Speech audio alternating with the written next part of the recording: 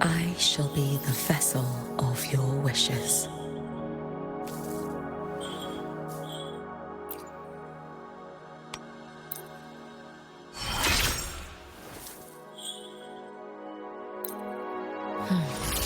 I feel it now.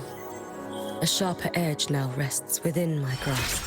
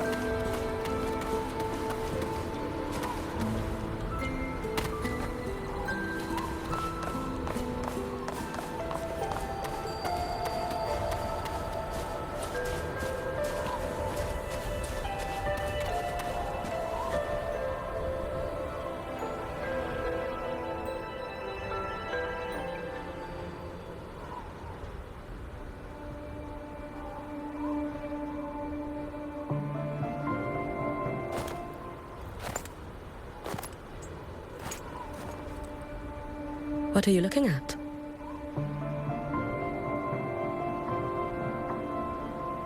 Ah, there you are. Nothing really. I've just been wondering if I wanted to land another astronomical investment to study all the exoswarm coming off this giant mech. What kind of pitch would it take to make every major player in Solaris nod along and funnel credits into my pocket year after year? Have you figured it out? Not yet. My conscience won't let me think that far. Luckily, the man who can figure it out is back. The old man who promised me the blade. The head of the Space Trek Collective. The very same. But don't let the quick agreement fool you. He's already thinking 10 steps ahead. If Ishino Hada wasn't in such dire straits, he wouldn't have agreed to forge that blade for you so easily. Or at the very least, he'd have made sure he got his pound of flesh in return. I couldn't find the child.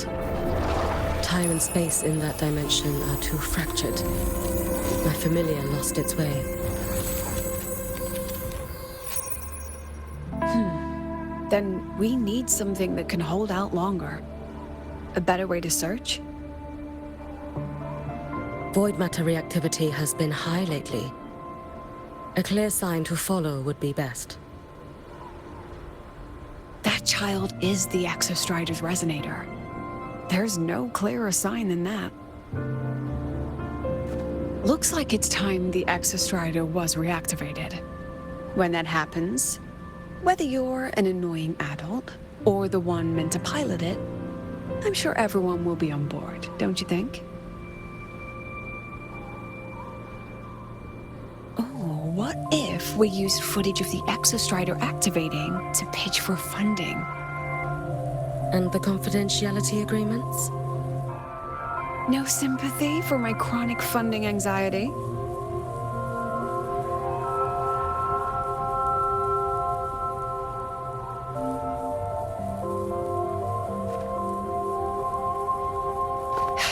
Fine.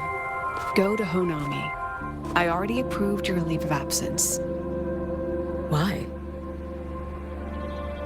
To test the blade?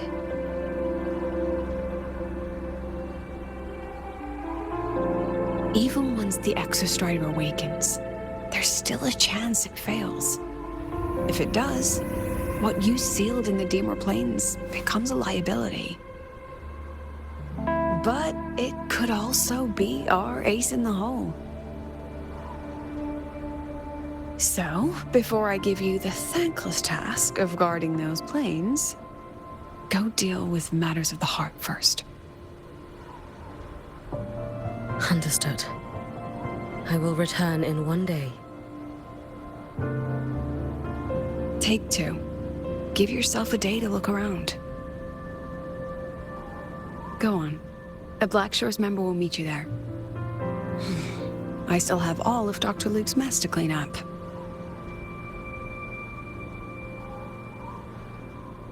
Understood.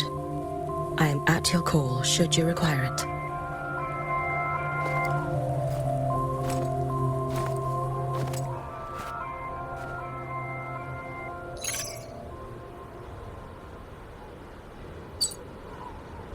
Yes, I'm listening. So it's about Denia. I see. Let's discuss it in person.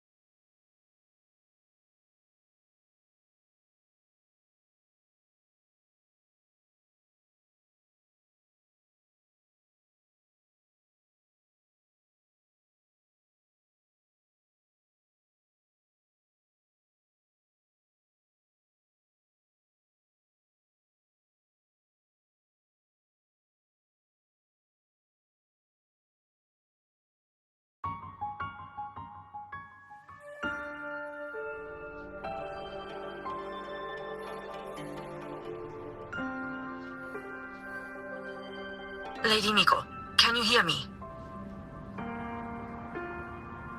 Yes. You may call me Hyuki. Understood, Lady Hyuki.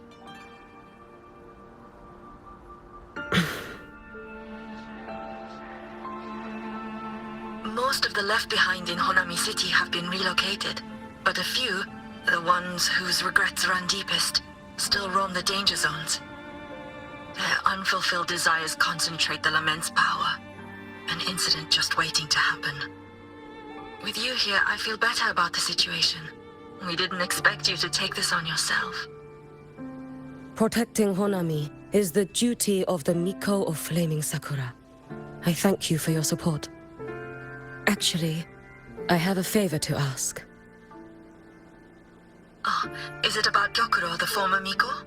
We've already found traces that may belong to her, but nothing we can confirm yet. We're in the process of narrowing down her location. As soon as we learn anything, you'll be the first to know. I am in your debt. Oh, it's nothing. If it weren't for you back then, I would have...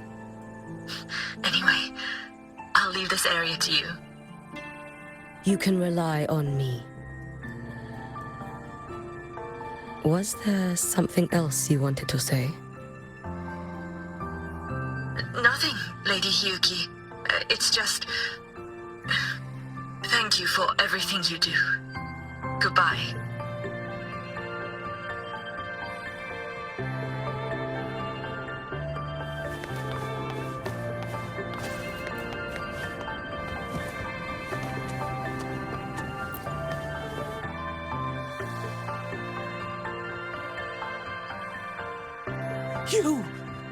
You are... Yes. Miko of Flaming Sakura, you're back! I knew those monsters wouldn't stand a chance. Everyone else thought we were done for, but I told them, don't worry, Lady Miko will come and save us. I'm sorry. I was too late.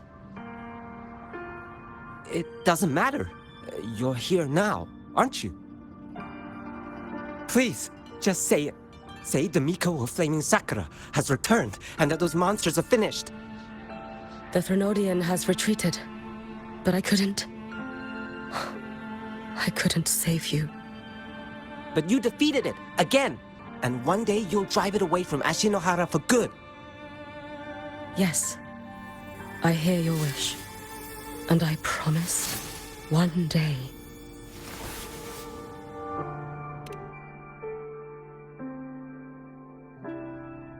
I failed their hopes.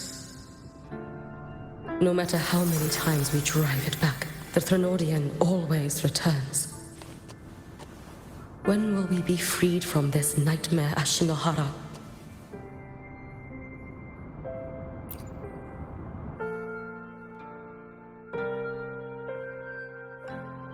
This is all your fault. Eternal Miko, huh? You're all useless.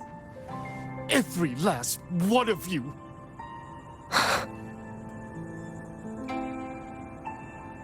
How do you even dare show your face in Honami? They're dead! Everyone's dead! I knew it. I knew the Threnodian couldn't be defeated. I should have run away as far as I could. Oh, Lady Miko, please! Do something, anything!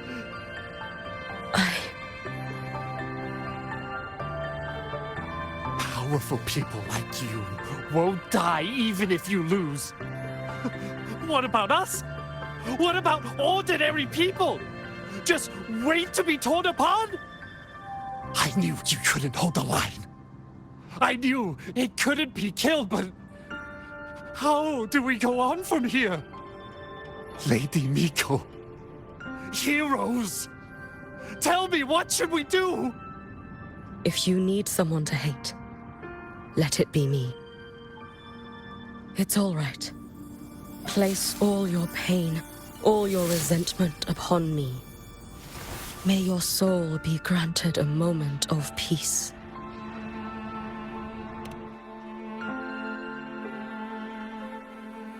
If I had been stronger, could I have saved them? If only I had more power.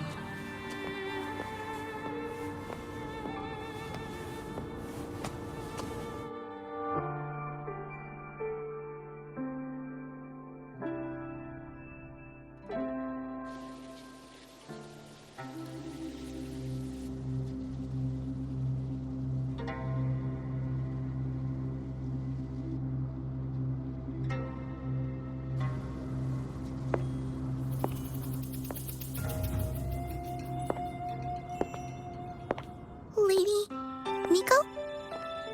Are you the Lady Miko?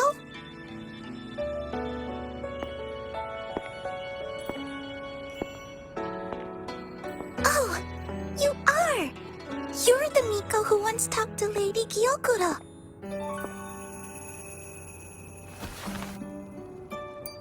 She told me about you. She said you're her most treasured family, just like my big sister and I. Your name is... it's... Hyuki. Yes! Hyuki! That's it! Such a pretty name, just like Lady Gyokuro's. My sister said if I hid here and prayed with all my heart, Lady Miko would come and save us. So... I've been waiting.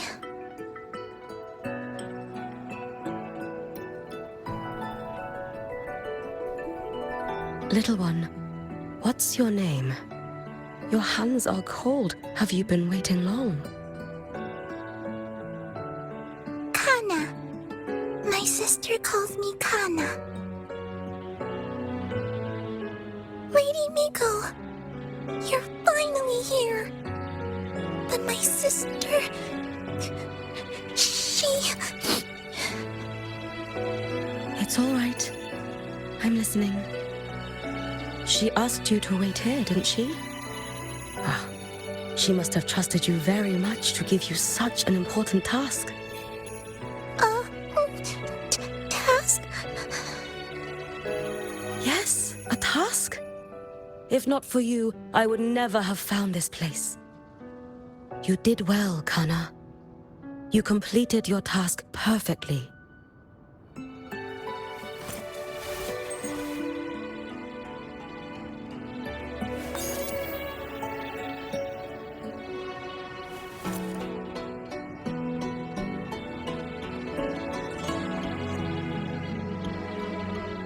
Lady Miko, are you here to save Honami? Then, is Honami safe now? Honami will be fine. Sister said you carry everyone's wishes. That you're the strongest. I knew you'd come and fix everything.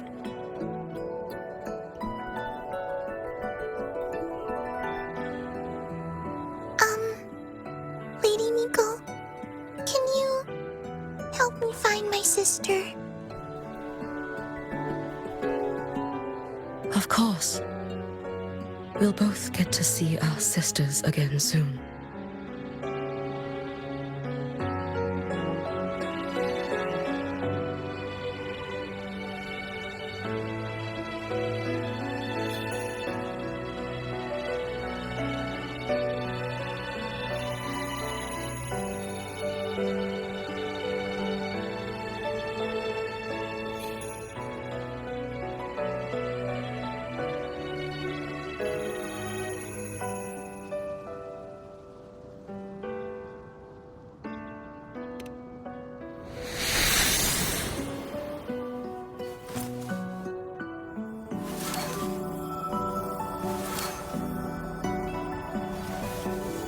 When we find her, let's eat red bean pudding. We make the best red bean pudding in the whole world. If you come try it, everyone will want some. Then you'll need to make a lot of it. Can you manage that? pinky promise. We'll make lots and lots of pudding. Then, even if the Threnodian comes back, we'll have something to eat and we won't be scared anymore. It's a promise then. We'll make a lot of pudding.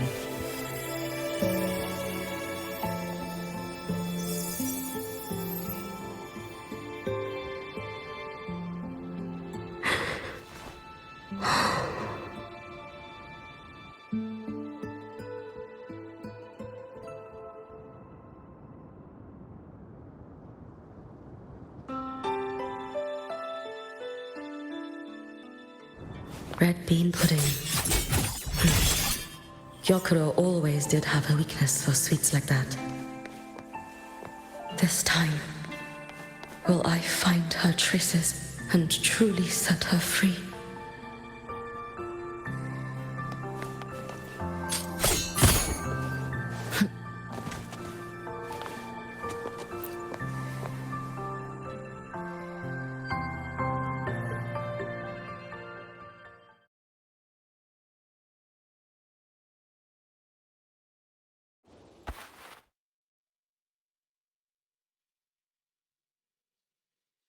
Hello, Lady Miko.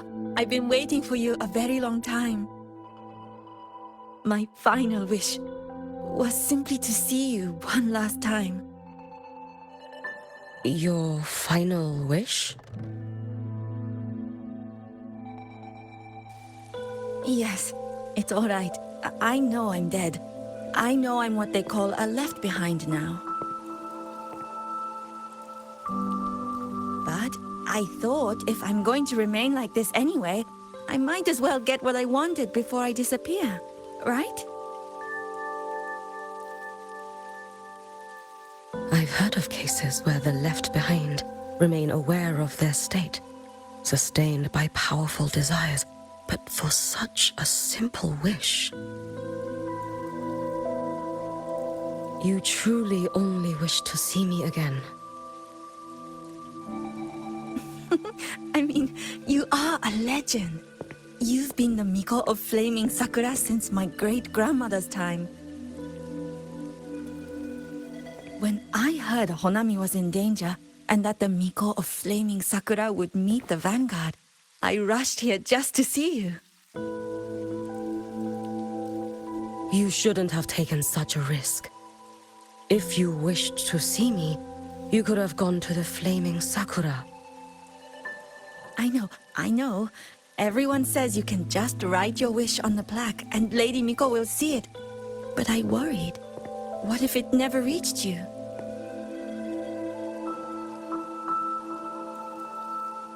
So I came all this way to make the wish in person. I wanted to see whether it would come true.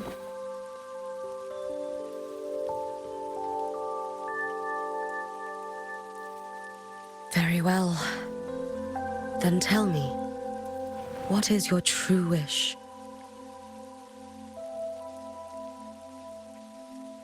I wish for world peace, for people to stop living in fear of the lament. I want everyone to survive it. Lady Miko, my wish is that there will never be another Miko of Flaming Sakura.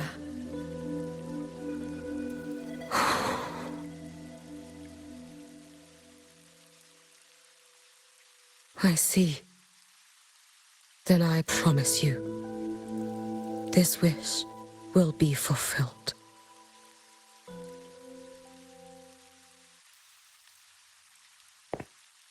I know it will.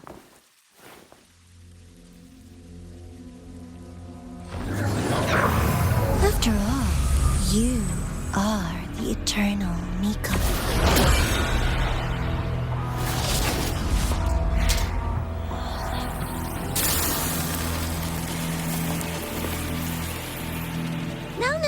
No need for that, Lady Miko.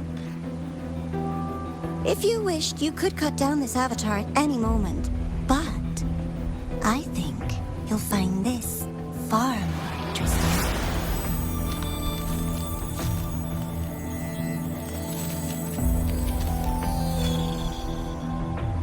Gyokuro's Shiratori. I know the Fraxidus has cost Ashinohara its fair share of grief. But personally, I hold no ill will toward you. I had dealings with the previous Miko. It wasn't exactly a pleasant chat. But I promise you, her death was not by my hand. Just as you once witnessed, she met the fate all Mikos of Flaming Sakura share. She died, burning her future to ash to pay for the present. Aren't you even a little curious about what I showed her? If this makes you uncomfortable, feel free to cut through space and leave. This face of mine, of course, is entirely at your mercy.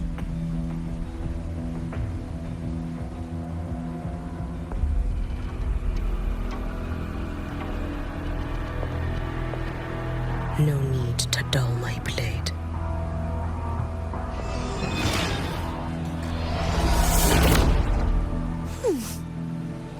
She wears the exact same expression as the previous Miko.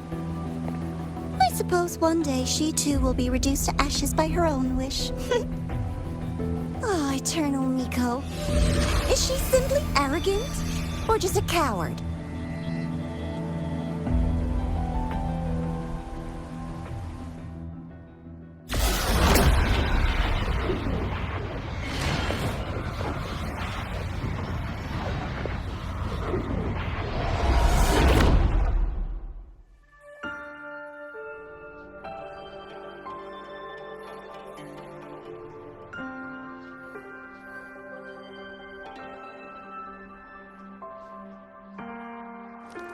A peaceful Honami. Why bother with such an illusion?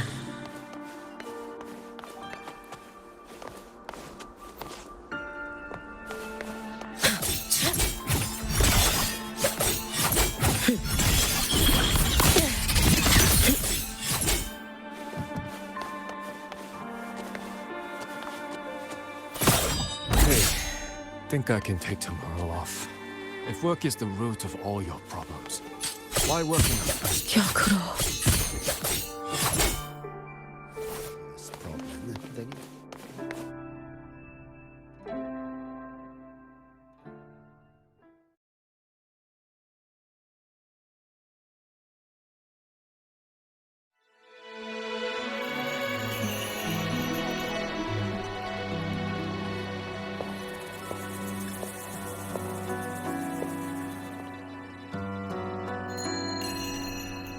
Lady Gyokuro, guess what? No math homework today! My parents and my big sister finally taught me how to make red bean pudding. Want to try mine? I'd love to. You know I can't resist red bean pudding. Wouldn't miss your special batch for the world, Kana-chan. Yay! I'll go make it right now.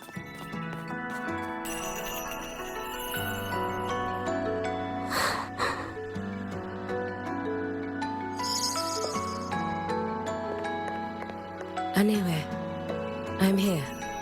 What is it? My. Can't a sister just want to see her favorite girl without a reason? That's not what I meant. There's that serious little face. I just wanted to chat. Always relaxes me. So, how are things at the Flaming Sakura? The usual. Many came to make wishes. The Thranodian's active cycle is almost here. Death will be a frequent visitor to Ashinohara once more. Prayers for safety, peace, victory. They pile up thickest at times like this. The Miko of Flaming Sakura is the bridge between people and the divine. A wish jar for all their hopes. We must listen to every single one. Lately, I've been hearing you ring the Sutsu. To grant those wishes, you burn your future using the Sutsu's power. Continue, And one day there'll be nothing left to burn. You should have stepped down already, Aniwe. Let me become the Miko of Flaming Sakura. Let me inherit the Sutsu. Oh, I'm perfectly fine. I've got futures to spare, you know. You tell me, little Hyuki, what's got you so fixated on this? Don't tell me you're secretly in awe watching my heroics on the battlefield and... Yes, I want to be just like you. You wish? You're 100 years too early for that, you little blockhead. Enough about the Suzu. Stay and have some pudding with me instead. I know a wonderful little shop. Always practicing archery under that sakura tree. What a bore! A girl your age should be out living a little. Here we go again. You know I don't care about any of that. I'm going back. You sure? Come on! Consider granting your big sister's wish. I only came because you called. I put my work on hold. I can't stay too long. Besides, I don't like red bean pudding. Huh? I keep forgetting you have the world's most boring palate. What a shame. I'll just have to enjoy all by my lonesome then.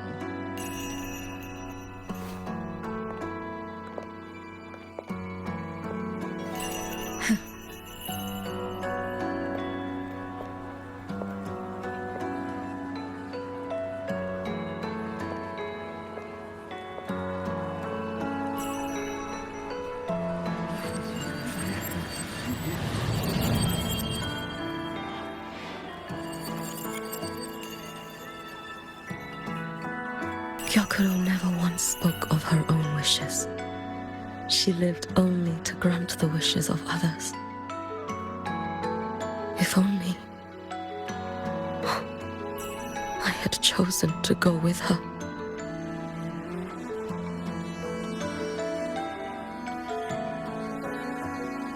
I should go there. One more look will be enough.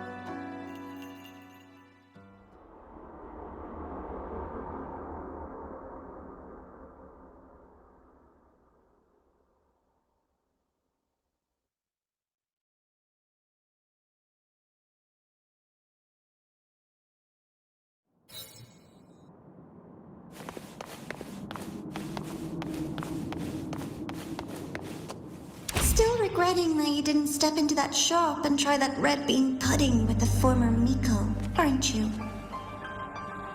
What's your point? The peaceful streets of Honami, the sweetness of red bean pudding. You know none of it is real. The illusion didn't deceive you, Miko of Flaming Sakura.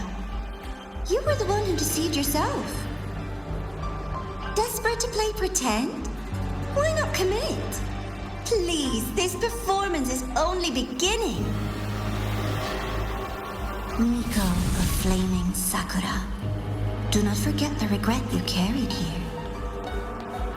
You never forgot the lives you failed to save, nor their final, fading cries.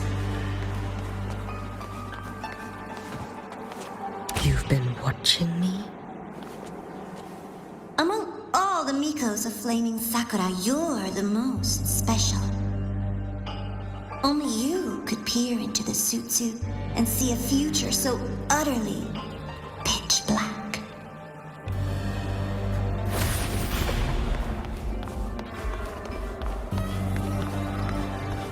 This is...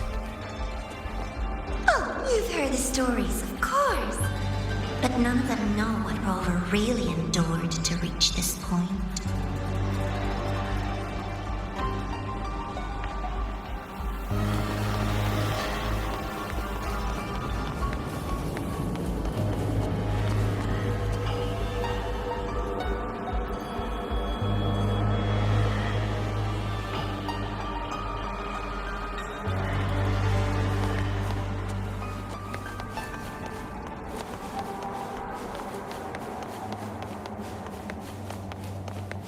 Rover.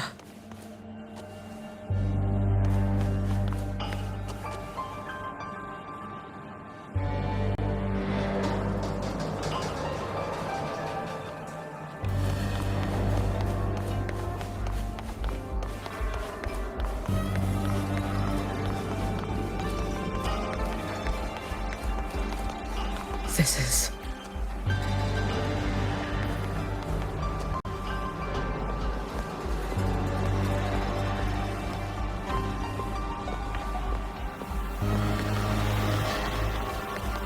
The Threnodian.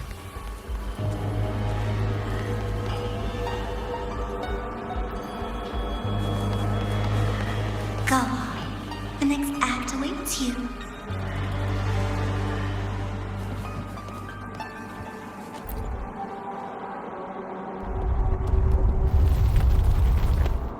Don't waver now, Hyuki. That instinctive revulsion you're feeling will guide you down a path diametrically opposed to my own. You must walk this road. Only then will you understand, accept, and finally see where you went wrong.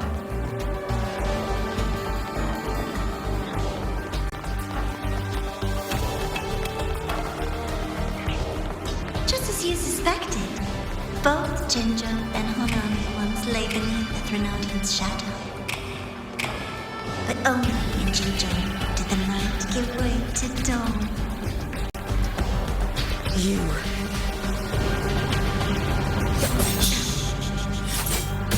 I wouldn't deny their achievements or hide the pride they take. Wouldn't dare hide. And likewise, I would never defend your honor. Did he truly consume a Threnodian's power? Splendid. It's as sharp as they promised. Once business in Lahairoi is settled, I'll take it back to Ashinohara.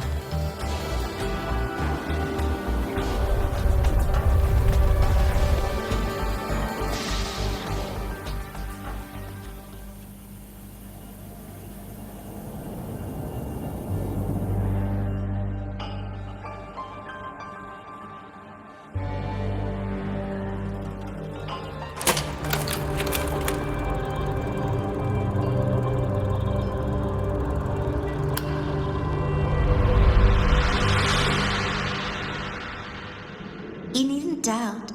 This is, in fact, my ploy for you. What else would you call laying the very path you've dreaded most bare before your feet?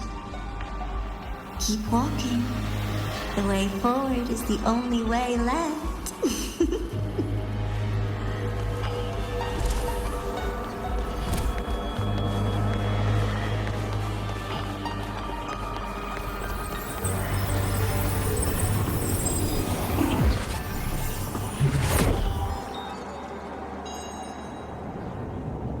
The inverted tower. I read the reports. Another place reduced to ruin by the Threnodian.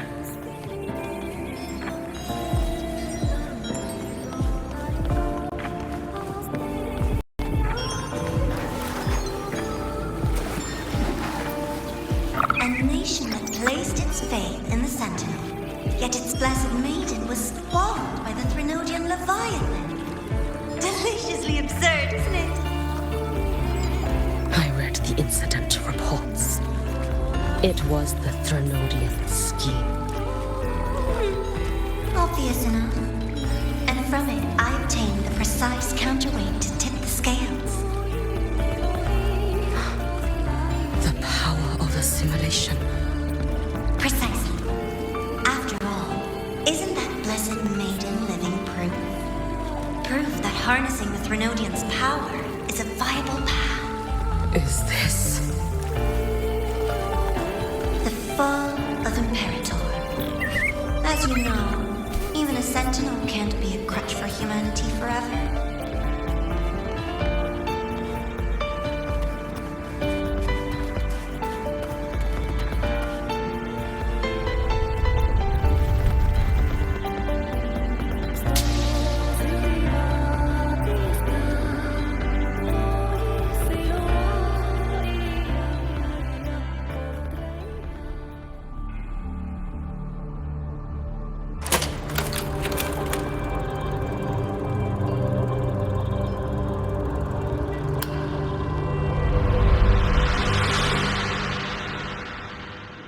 Now, why not step into the role yourself?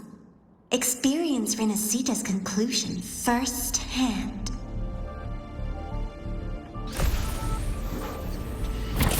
Oh, And I made a personal appearance for the grand finale in Renacita. I couldn't very well abandon my rather childish subordinates like that, could I?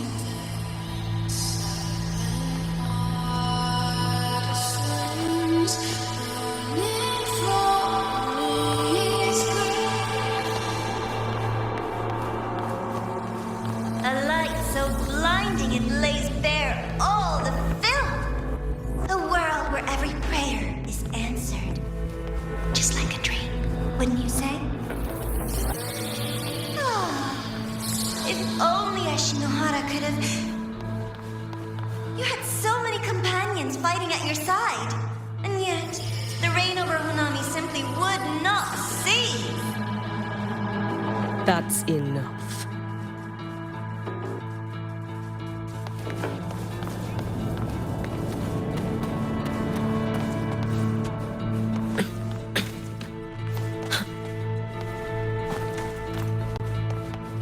Every single time, he succeeded in saving them. If only I could have... Ashinohara. Am I envious of what he has achieved?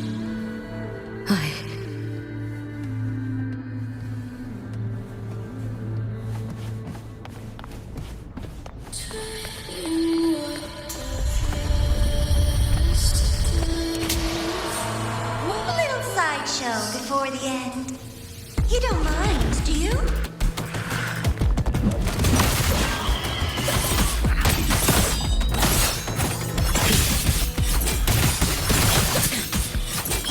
You should have run. Take your final dive into another.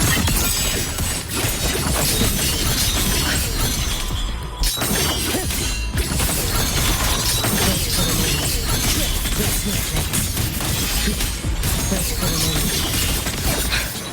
So persistent.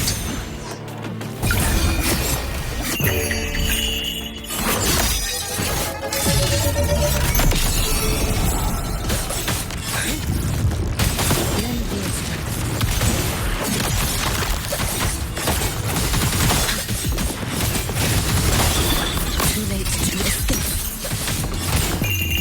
Let there be now.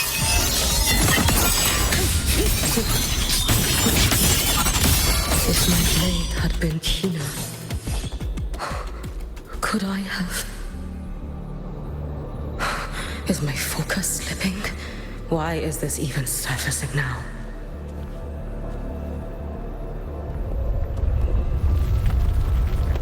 Take your time. We're almost at the finale.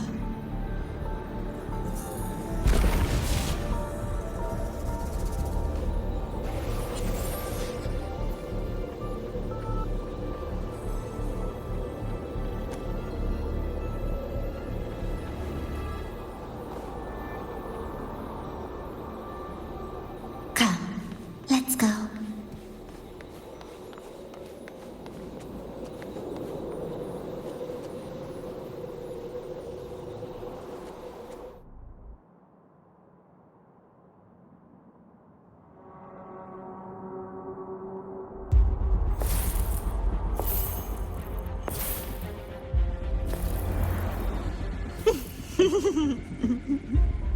Thoughts on the show?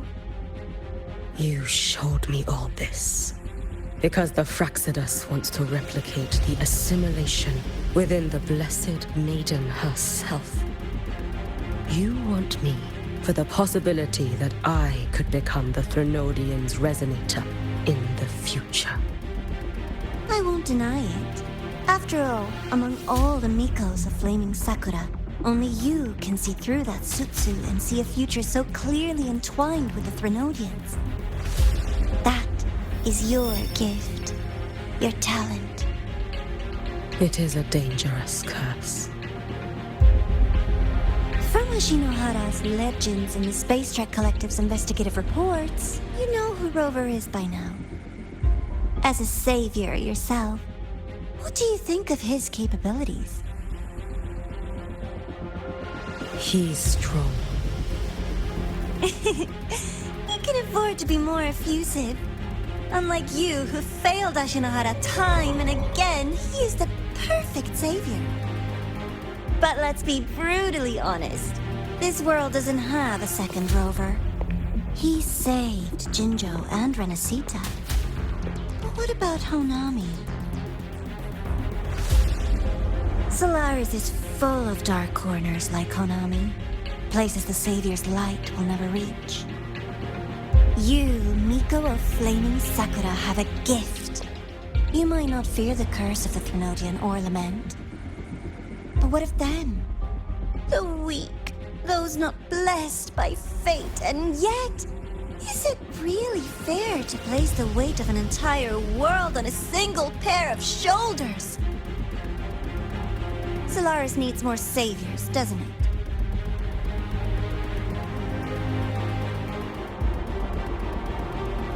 I'm just using the Threnodian to bring more of them into this world.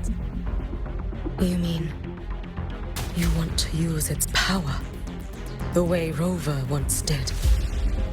I've tried before, but a miracle like Fleur-de-Lis requires a billion coincidences. And Mia? Nothing but the delusional ravings of Leviathan.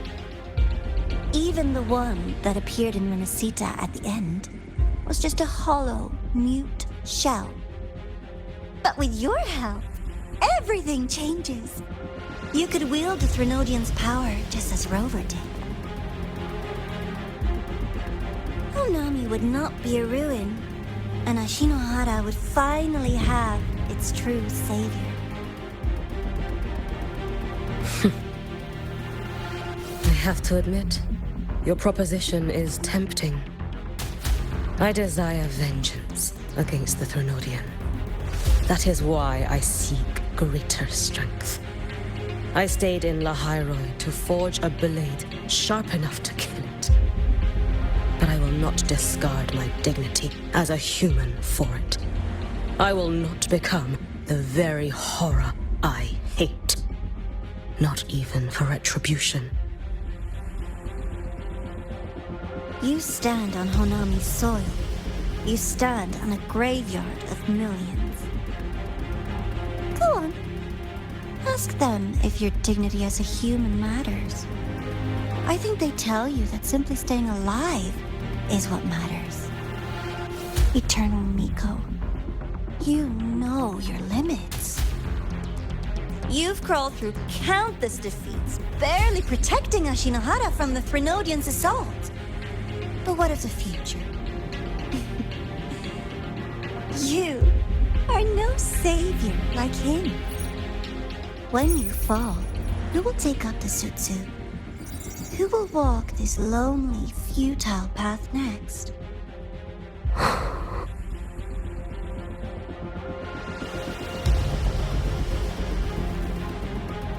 We could always talk about the former Miko. The bodies of the left behind are ephemeral. You'll find I have a far more durable proposal.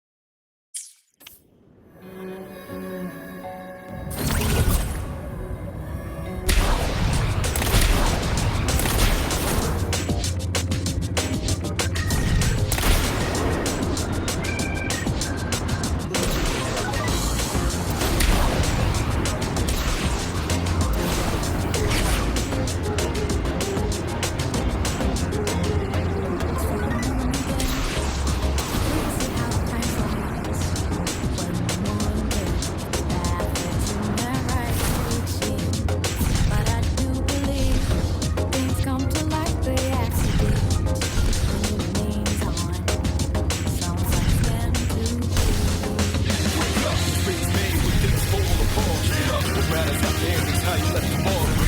Fire in my soul, fire in my heart. Till you see you're the other side of doors. Oh, the journey starts from where we did first step. No one's sure what lies but keep me more impressed. Flowers may be often up, but doing with this somewhere. Sometimes the journey is about the chase. All about the destination, not over us. No matter how far, how you go, how long it may last. It's your life,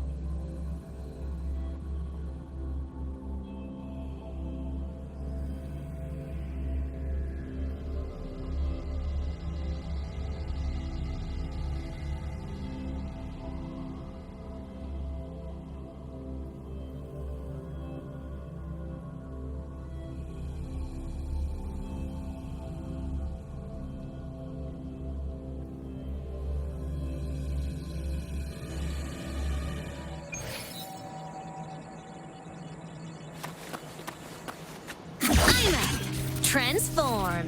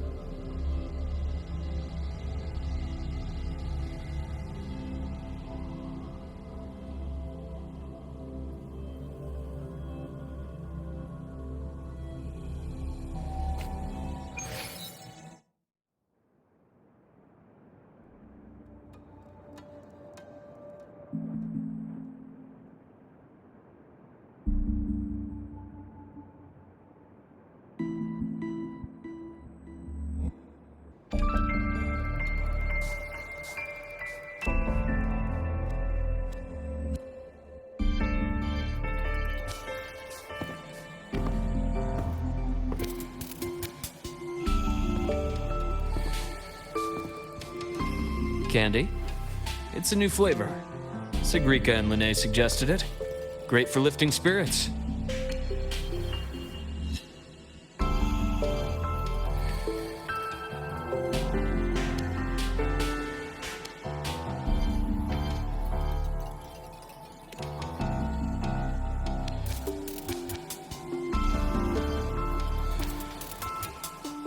All right, Luke. What's the word on this Exostrider plan? My conversation with Lucilla went well. She's on your side. Your showing during the Dark Side incident also helped speed up the Academy's internal review. That said, you've been a student here for less than a year. You'll need the Space Trek Collective's approval to officially activate the Exostrider. Their biggest financial backer is the new Federation. And of course, they answer to an entire board of investors. And to them, the Exostrider is definitely a high-value asset. I've been flooding their desks with reports. Your Academy investigation record, your latest test scores from Abel College, and a full physical adaptability eval I wrote myself. And were they rejected? We got a meeting. But when that much money's involved, conflicts of interest make everything move very slowly. Unlike Jinzhou or Rinasita, they've got far too many cooks in the kitchen. I'm worried we don't have that kind of time. Exactly, which is why we're going to strike first. Besides, things have changed. It all comes down to this guy. This is Chase, head of the Space Trek Collective. He just got back to Lahairoi on a Triumph avionics ship from the new Federation. President Lucilla, Professor Mornier, and I have all put in a good word.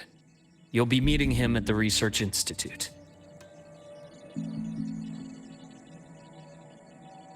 Chase started as a low-level employee at Ashridge Energy in the new Fed.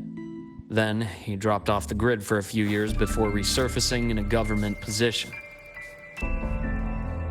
After that, he left the government and started diving into multiple large-scale investment projects. Some say he's still been Ashridge Energy's man the whole time, but no one's been able to prove it. He's sharp, low profile, and very smooth. At his age, he's seen it all. His only real concern is if the Exostrider's pilot can be controlled. Normally, they'd pick Academy synchronists who have been signing stacks of NDAs since day one. But Sounds like his attitude changed. Does that have something to do with the changes you mentioned? come in. Let's talk over some hot drinks.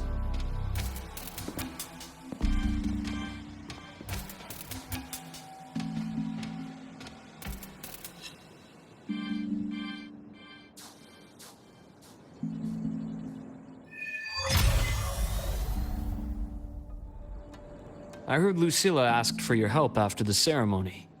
How did it feel working with her? Well, at first she was pretty dominant, steering the conversation the whole time. But now I understand it's because this academy means so much to her.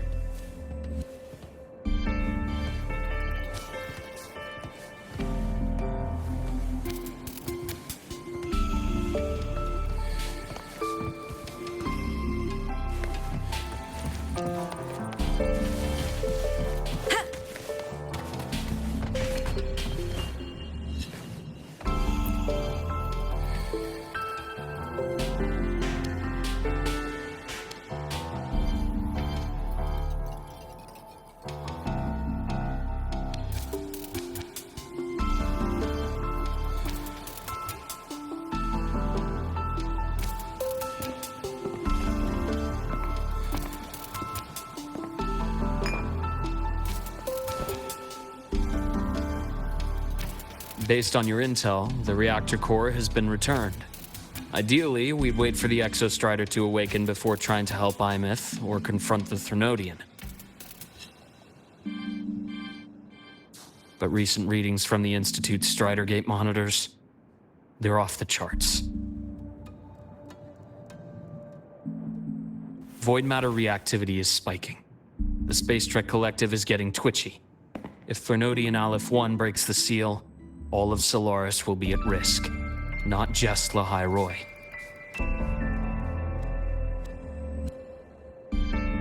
Now, the Collective didn't establish itself here without binders full of contingencies for a Threnodian event.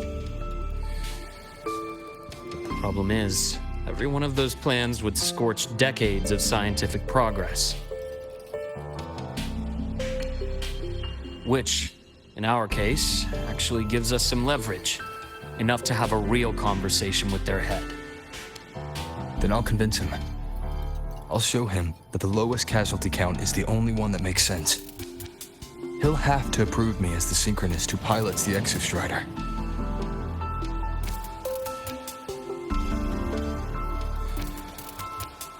Luke, you mentioned you have contacts in the Black Shores. And this workspace of yours, it's secure, right? Guaranteed. What are you thinking?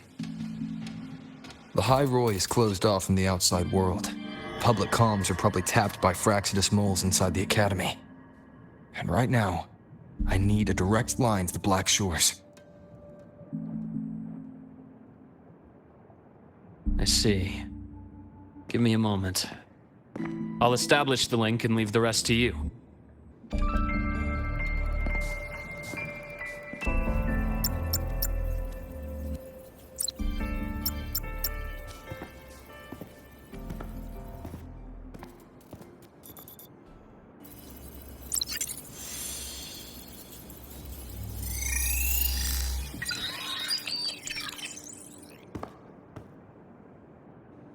received your call, Rover. Is the situation in Lahai Roi that dire? You look exhausted.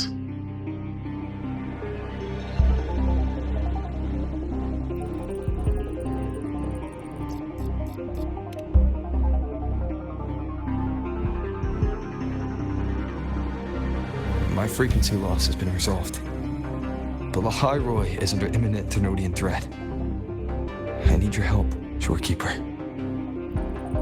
Understood. For this purpose, both I and the Black Shores exist.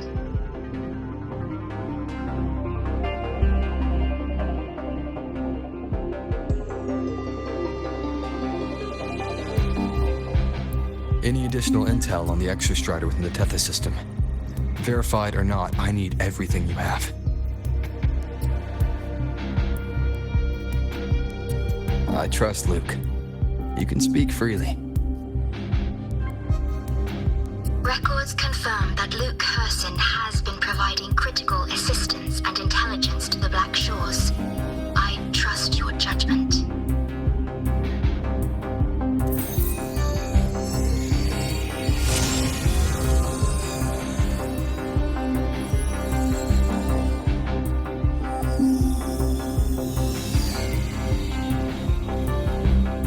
After the founding of Star Torch Academy, most information fell under their seal of secrecy. However, in its early days, you mediate negotiations between the Academy and the Roya. Through that process, the Black Shores gained partial access to certain archived insights. The Space Trek collective fears that due to the Exoswarm's division, the Exostrider, even upon awakening, might not have enough power to face the Thenodian. This concern led to the Augmented Resonance Initiative, the Synchronists. Observing how Sentinels work with their resonators, they theorized that the Exostrider, sharing similarities, could amplify its power through a resonator as well. However, considering your link with the Exostrider, the Tether system does not recommend this method.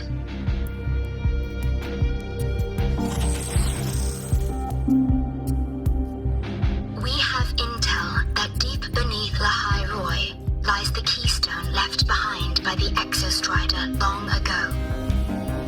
It rests directly atop the seal on the Strider Gate. You can think of it as a kind of lock. You do not need a cockpit to pilot the Exostrider. So long as its activation sequence remains unobstructed, you may pilot it using the keystone. Is it because I'm its orbiter? Precisely. For one who shares its origin, a cockpit would be more of a hindrance. As for Imeth, I think Dr. Luke's proposal is viable. You mean using the exoswarm-like shell that appeared in the cockpit to look for her? Yes, the connection between frequencies will help. Rover, bring her with you when you activate the Exostrider. Sure. While I'm there, the Black Shores will need to keep a closer eye on the Lahai Roi. I understand. I'm counting on you, Shorekeeper. As long as I may be of help to you, I am content. Please return safely from the Strider Gate, my star. I will. Don't worry.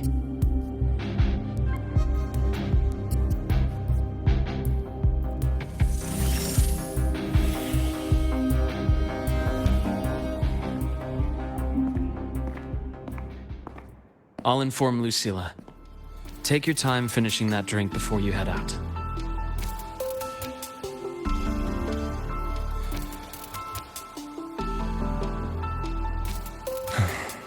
What do you think? I'm about to ask a man to sign off on a crazy plan. And I can't even promise him it'll work.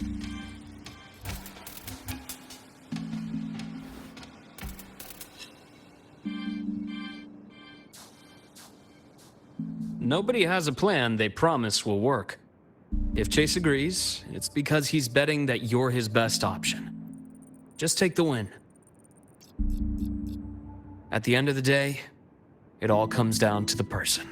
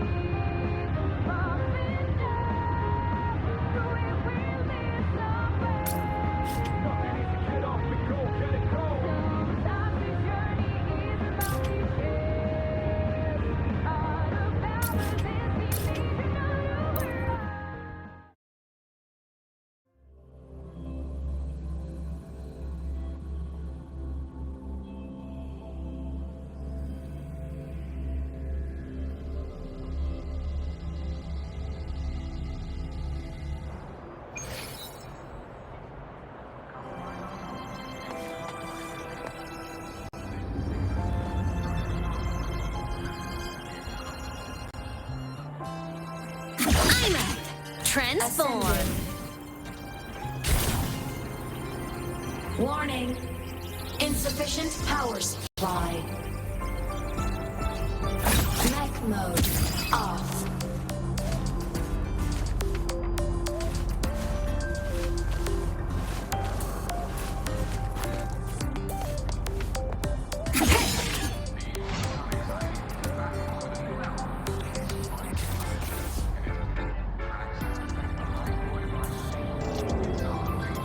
Ascending. Descending. All baddies will burn. Off.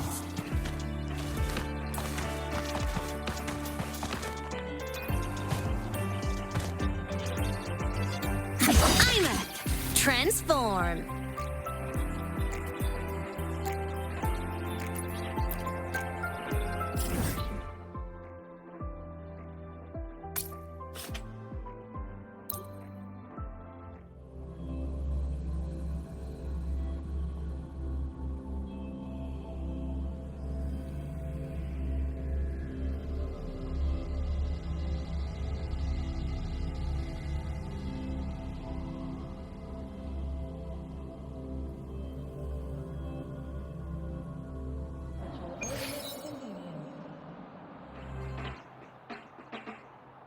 Flight mode off.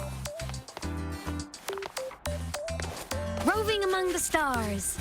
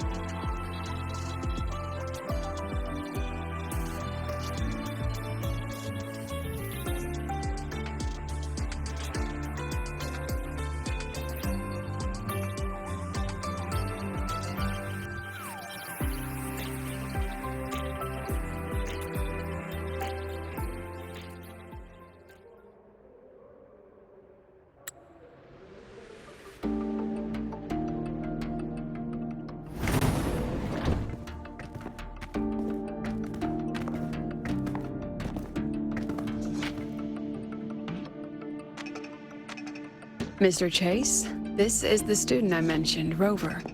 Our best hope for piloting the Exostrider. Save the intro, President Lucila. We've met before.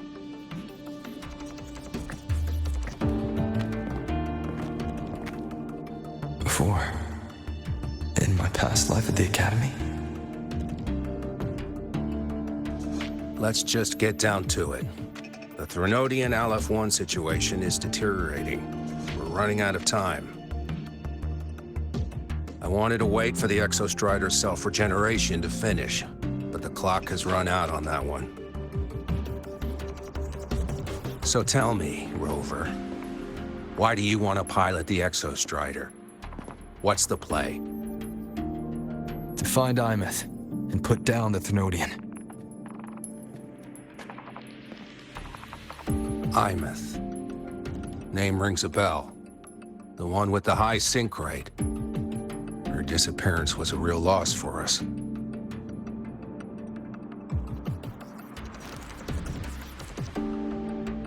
She's beyond the Strider Gate.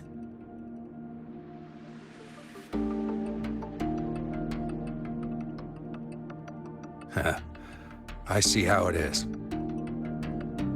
But finding one person in a goddamn interdimensional haystack, not so easy. You understand our position. The Threnodian is our priority.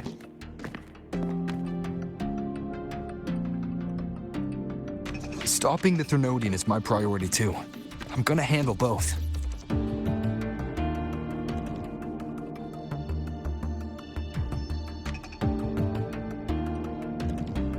Look, we have the same objective.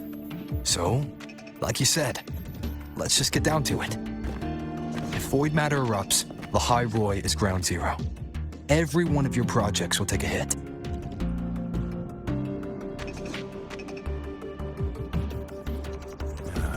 Regarding Aleph-1, our intel is insufficient. We are not, at this time, considering its total destruction.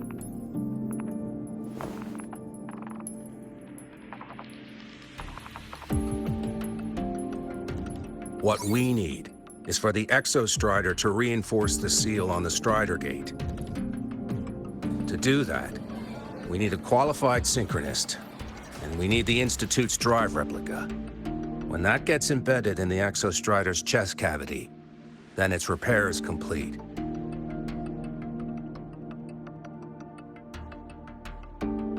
Right now, the replica is in its final phase of development. We're still missing critical data. A drive replica. Is that what you're building from the fallen reactor drive after Helios was launched?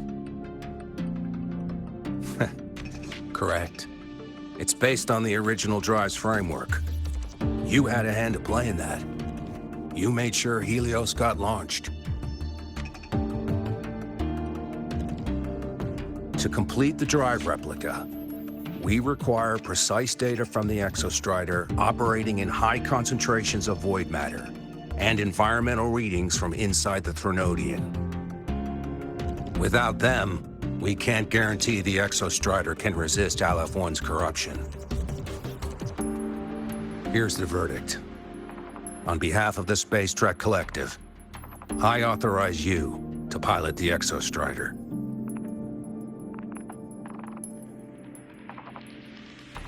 But remember, our objective is the data. We need readings from the high concentration zone to complete the replica. And your personal mission gets 10 minutes. That's the max duration our void matter barriers can cover the Strider Gate once it's opened.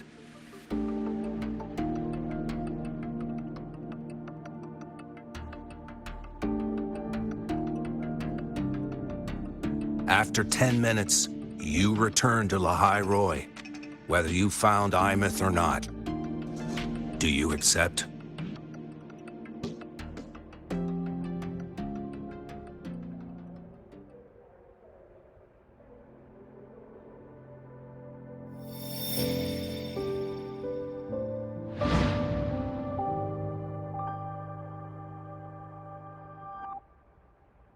Deal.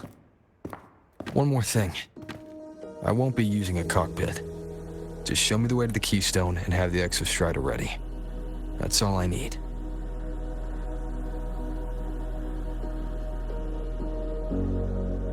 Huh.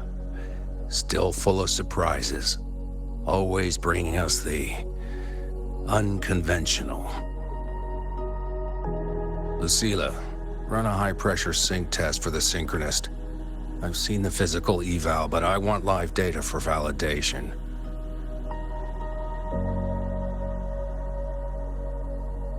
The moment the numbers hit green, we'll begin preparations for activating the Keystone and deploy void matter barriers around the Strider Gate. There's something else. I need a favor. Go on. The Firaxidus is lying low. Even after failing in the dark side, they could move the moment the Strider Gate opens. Ah, that's what's on your mind. Well, I have an update. Remember Sigrika's friend? The somewhat lackadaisical one?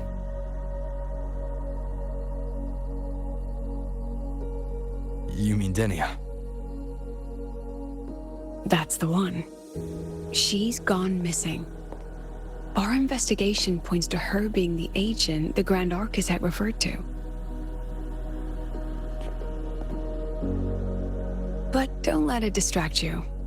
I have a reliable friend keeping an eye on Firaxidus activity. You just focus on waking the giant. Leave the rest to us, Rover.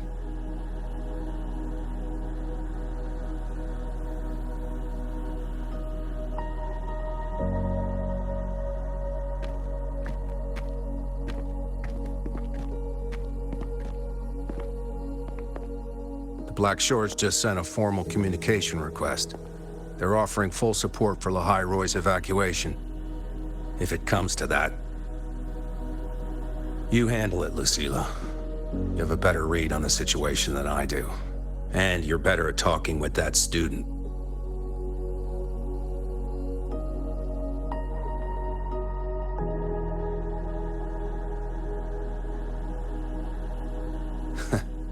If there's anything else you want to ask me, now's the time.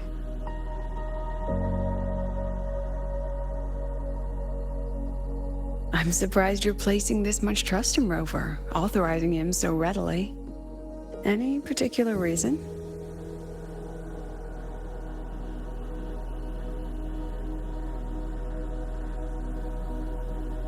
We're different, President. I'm a businessman, and businessmen trust their instincts for a good investment.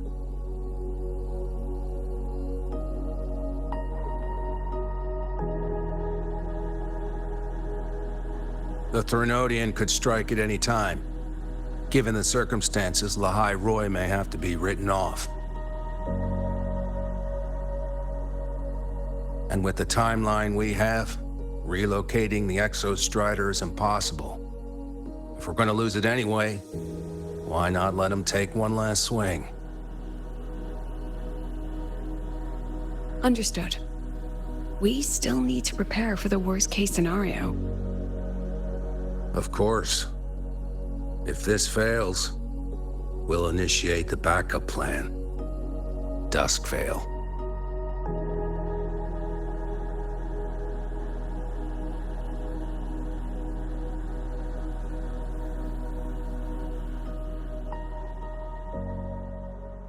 Ugh, that guy gives me the creeps. What kind of place is the new Federation anyway? Are they all gonna be like that? We'll find out when we get there, Abby.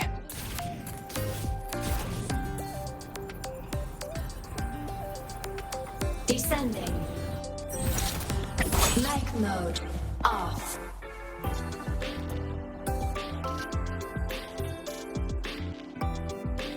So you're that student, huh? I'm Sakia. I'll be overseeing and evaluating your test today.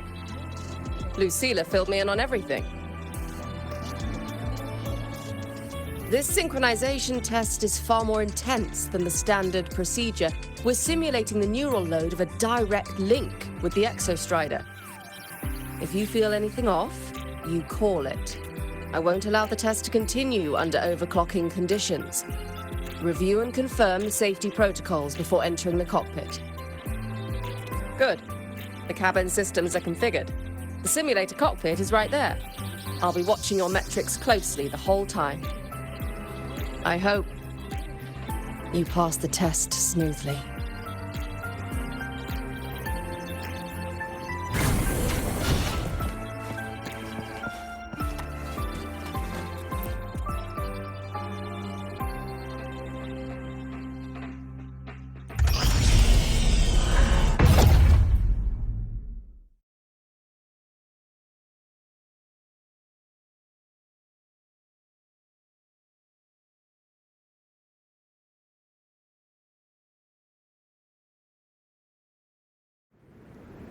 Neural network connected. Tactical model constructed. Resonator vital signs synchronized.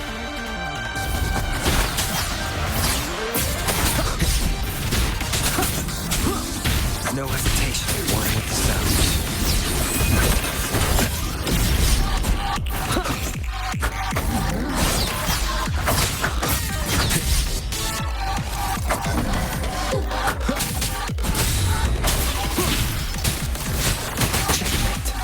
No hesitation. One with the sounds.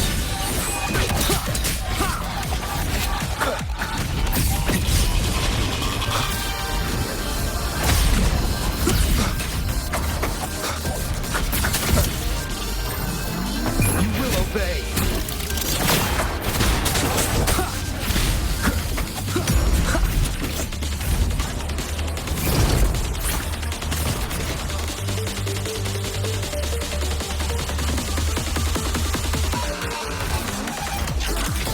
Checkmate. One with the sounds.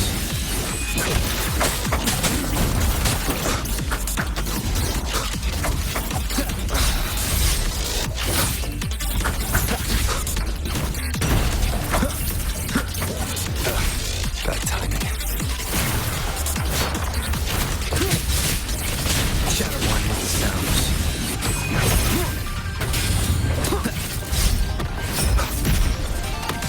One more time.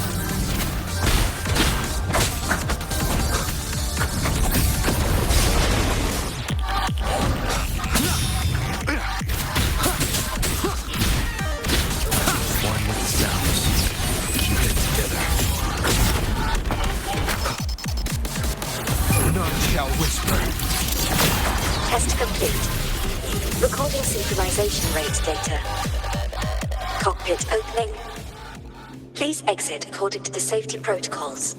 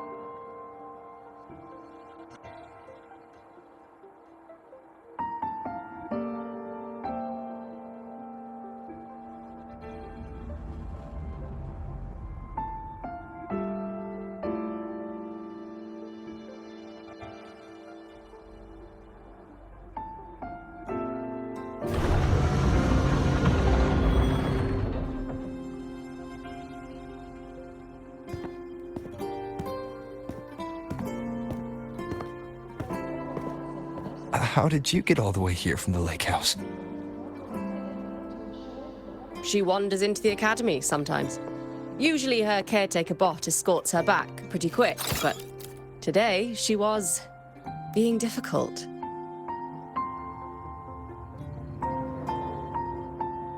We'll go back together in a bit, okay?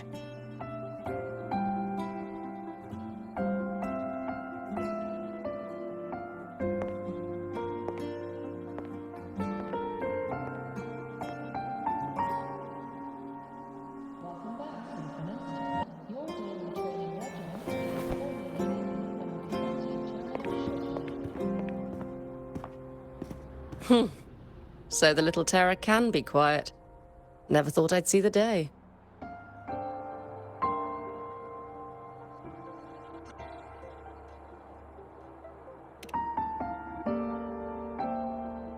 Yes, I was her teacher. Over 10 years ago now. She used to drive me up the wall. Made me lose my composure more than once. She never did seem to mind. The last day I taught her, she wrote saving the world as her career path. I asked her if that was really what a synchronist should be aiming for, then gave her a piece of my mind and told her to rewrite it.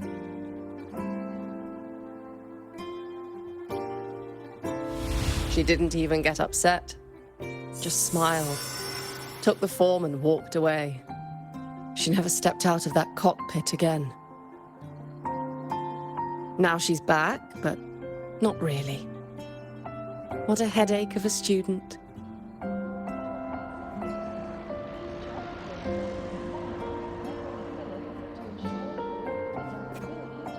Lucilla told me you're her family. Is that true? Yes.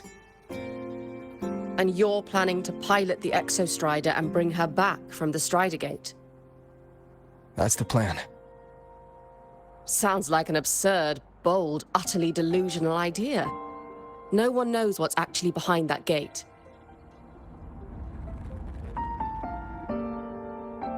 I know. When Imeth went missing, the cockpit recorded an abnormally high synchronization rate. We couldn't verify it after she disappeared, so it was never officially logged. Your test results are just shy of hers overall, but in some sectors they're even higher. You've passed.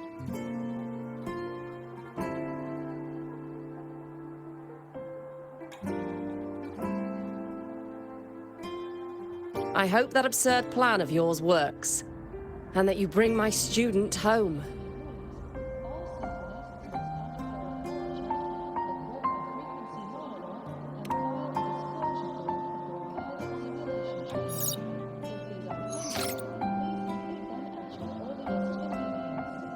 The results are out, but preparing the Exostrider will take time. You'll need to wait around 2 days. We'll let you know when it's ready.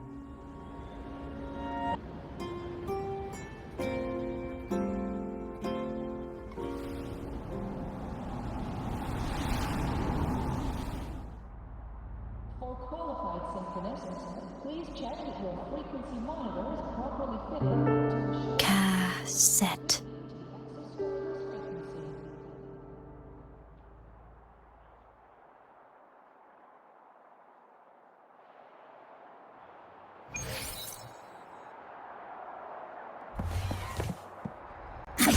Imeth, transform.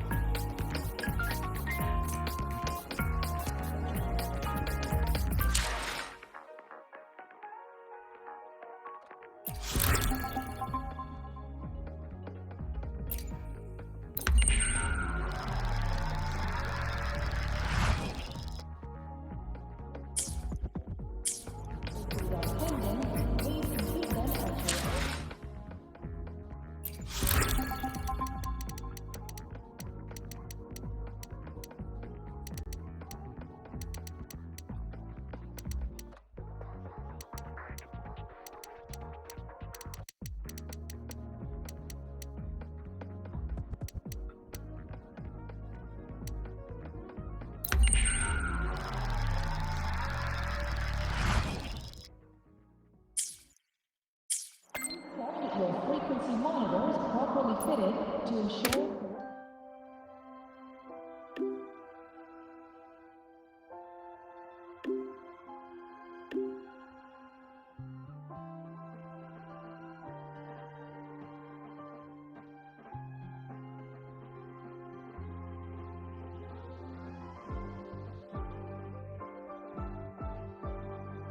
So, we're finally going to where that giant eye is hiding?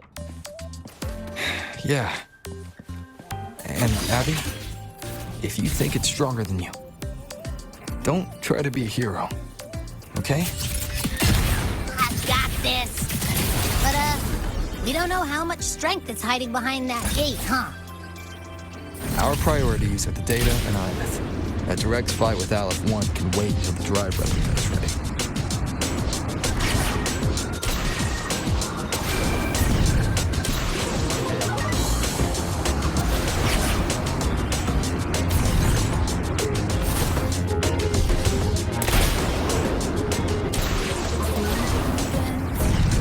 Crazy how time flies. One more day. But I do believe things come to life they have to be.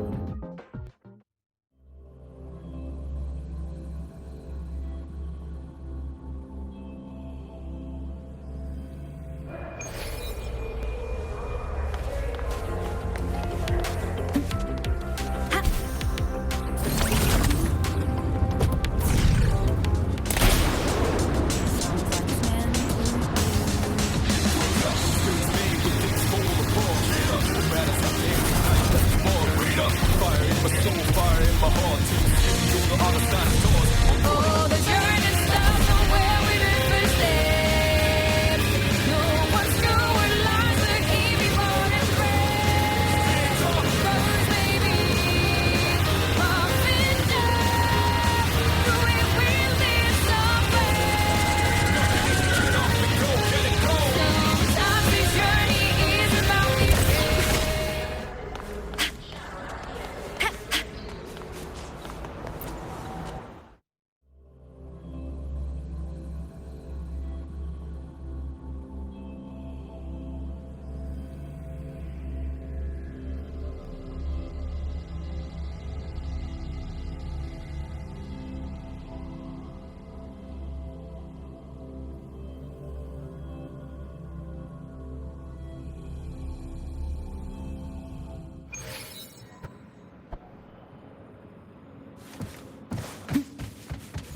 Roving among the stars.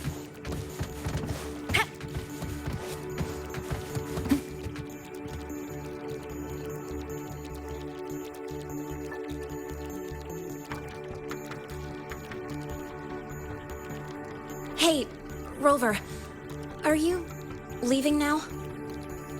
I kinda cornered Professor Mornier, bugged her until she cracked.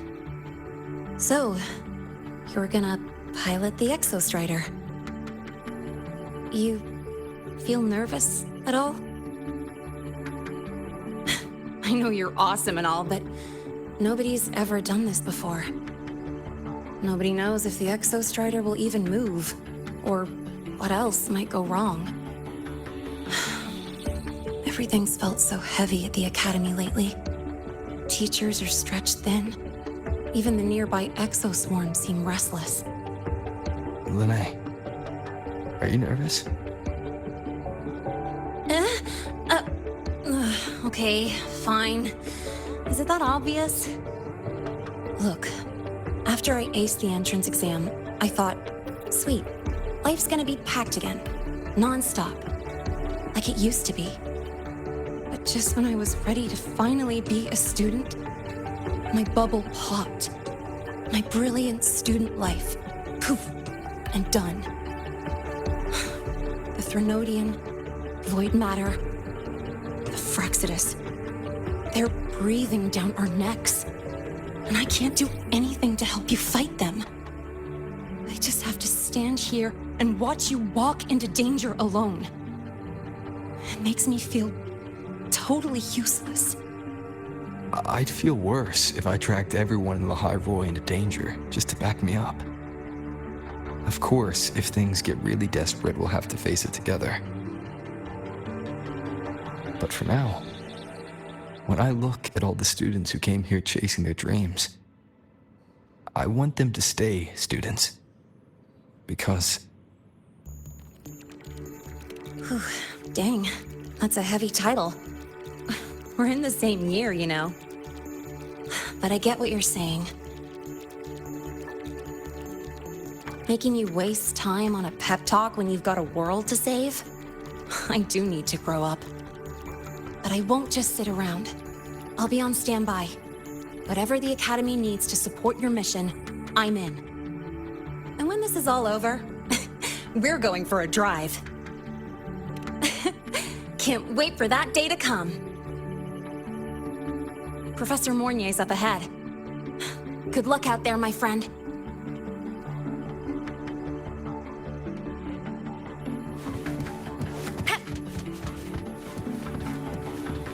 Roving among the stars.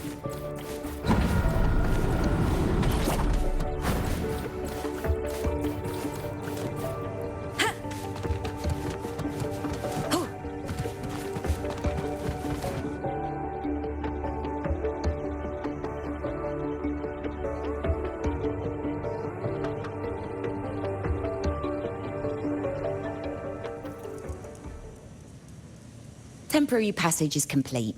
It will take you directly to the Keystone. The Black Shores will keep a team on standby here at the Institute. If you need our support, just say the word. Thank you. We couldn't have built the data framework this quickly without your team's expertise.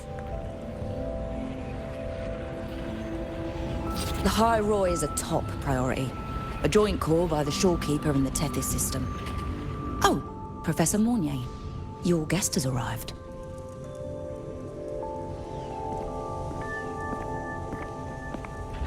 Ah, you're here.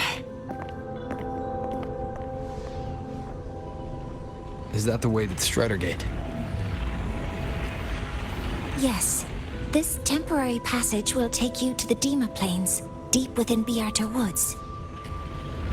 Both the Strider Gate and the Keystone are located in the Solvane Heartwood at its center. President Lucilla has already departed with the advance team. They'll be waiting on the other side. And also...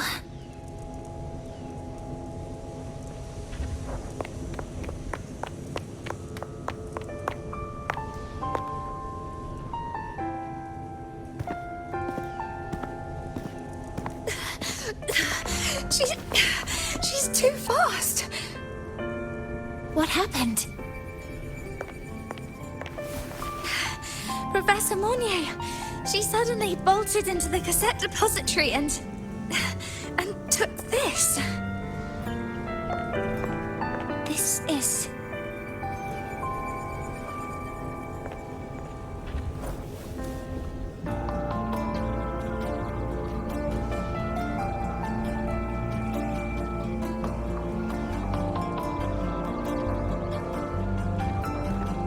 Can I see it?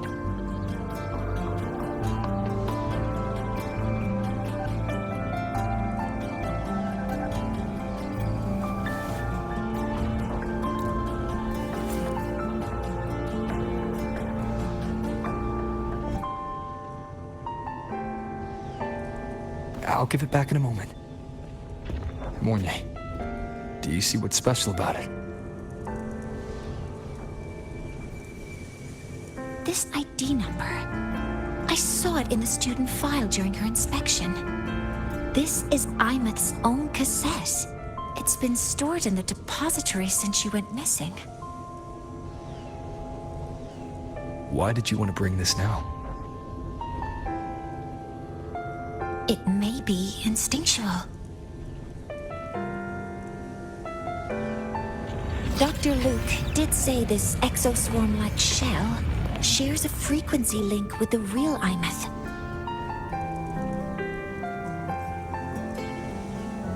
Or it could be the shell's residual instinct.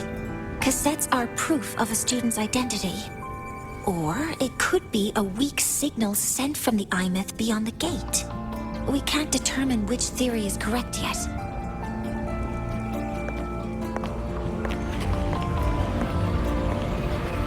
However, this does remind me. Carrying a cassette into an unexplored Voidstorm zone follows standard exploration protocol. Do you have yours? Yeah, I've kept it with me. I'll head to the Deemer Plains now then, Mornier. I'll have to stay here, monitoring the data and ensuring the drive replica is ready. I wish I could go with you. But I'll be fully supporting your mission. Mentor, please, take care. I count on you to watch my back, Mornier. With what we accomplished with Helios, I trust you'll handle the drive replica. We will succeed again. I won't let you down, Mentor. Let this be a new promise between us.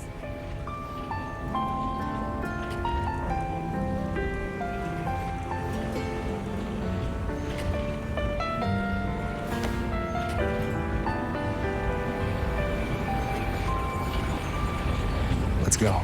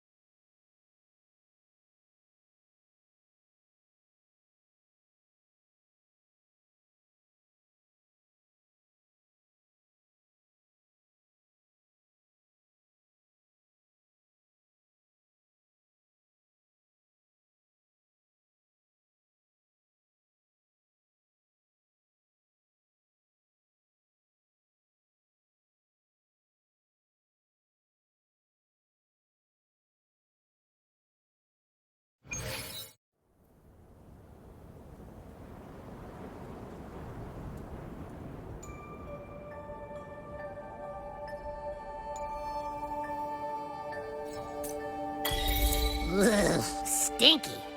This place reeks. The smell of that giant eyeball's getting stronger. That massive glowing tree. Is that the Sylvain Heartwood?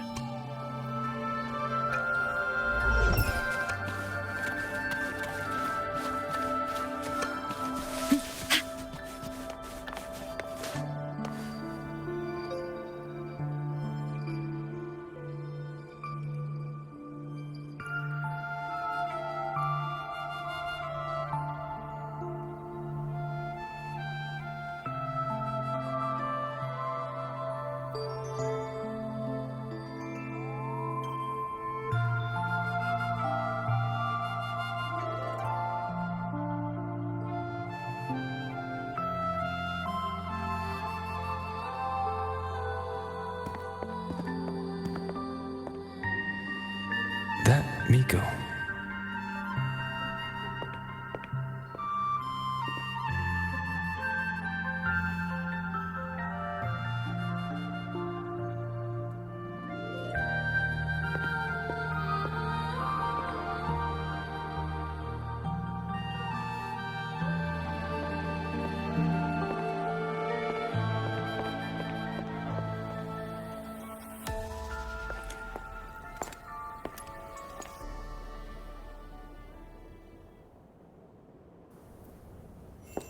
Wait, before you go, you should say hello to him.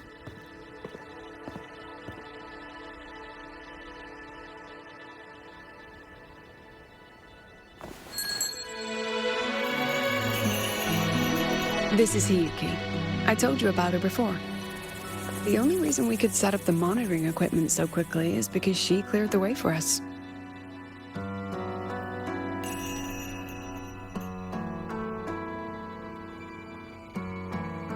See that lingering frost?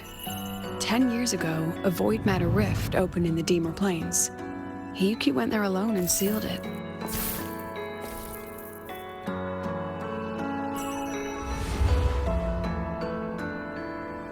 Thanks to her efforts, the Space Trek Collective and the Roya were able to fortify the seal successfully. Every task the Academy assigns her, she completes flawlessly. Were she to have a flaw, though, it'd be that she goes through blades like nobody's business.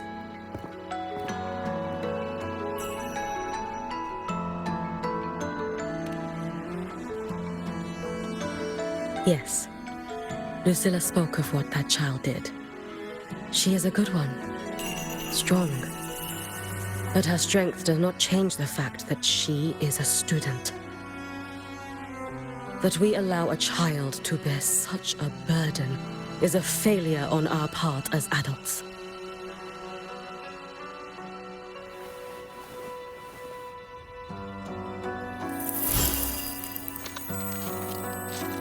I sent this white bird to search the void matter's concentrated depths, and I am certain I felt her frequency. Somewhere in void space she waits. The collective pursues what is right, but your quest to save the one you hold dear, that I understand. Very good. But I'm afraid we can't say more than that, okay? Right now, both sides want the same thing. That's the best we could ask for.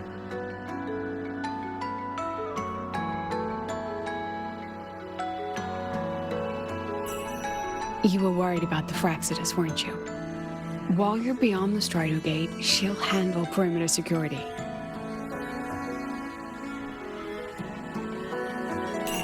She's hunted both the Threnodian and the Fraxidus for a long time. There's no one better for the job. Right, Hyuki? Yes. Those two Fraxidus members. I will track them down. Here. Take this. The white bird carries my power. It will shield you. Should you lose yourself in the void matter, it will also guide you back. Hyuki is part of Star Torch Academy's Special Response Force. She works from the shadows. She's been an incredible help to us all. If, in your fight with the Threnodian, you require aid, you may make a wish to me.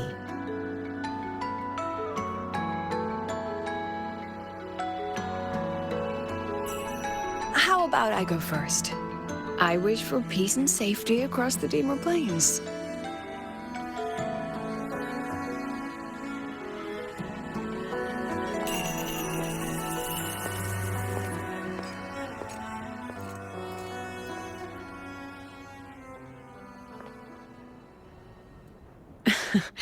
Hyuki is the strong and silent type.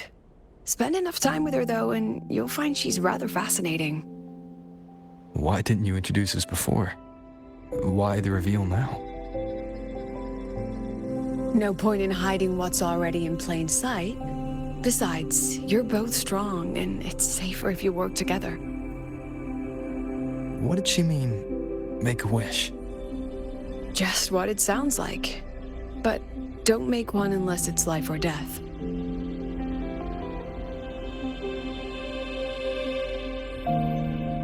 Granting wishes always comes with a price.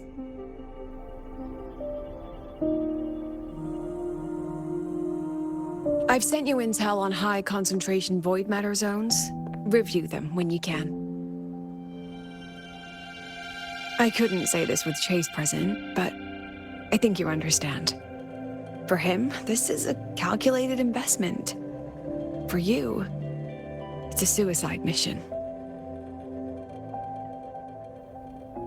You've been in void space. You've faced it. If Aleph 1 truly lies beyond that gate, it'll sense you the moment you cross over. This won't be easy. The Exostrider isn't fully repaired. If something goes wrong, it may not be able to hold out against Aleph 1. And the Collective won't risk an extraction if a void matter outbreak is imminent. Once you enter the gate, you'll be completely alone. Are you ready, Rover?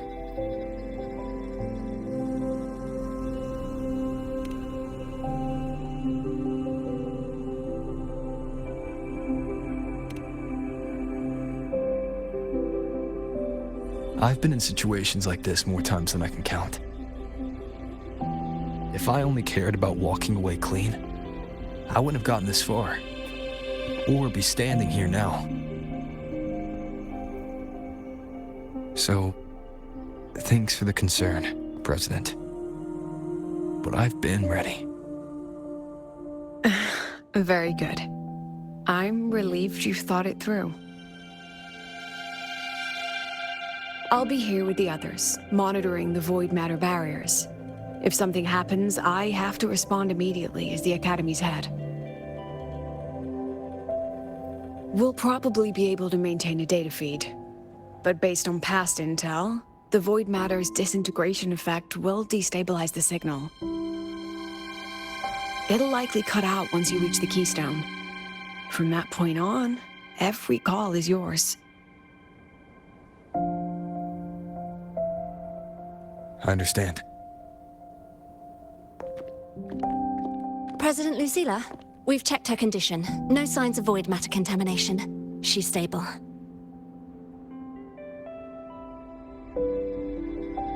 All right. Go on, Rebel College freshman.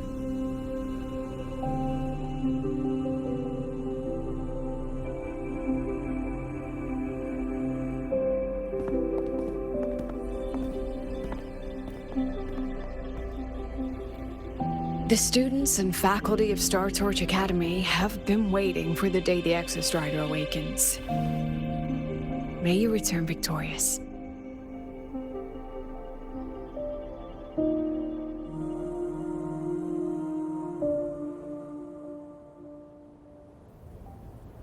Void matter gauge readings are stable. No abnormal fluctuations at the keystone. The synchronous vitals are within the expected range. The signal's cut out. It's so quiet. Are these? Soft skin.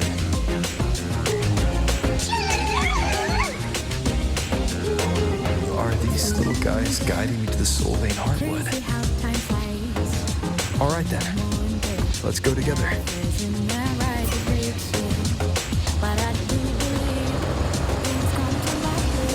The solid skin merged into the roots.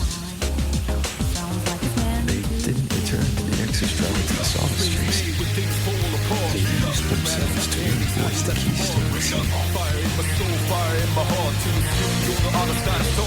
Oh, the journey starts from where we did step. No one's sure what lies ahead before.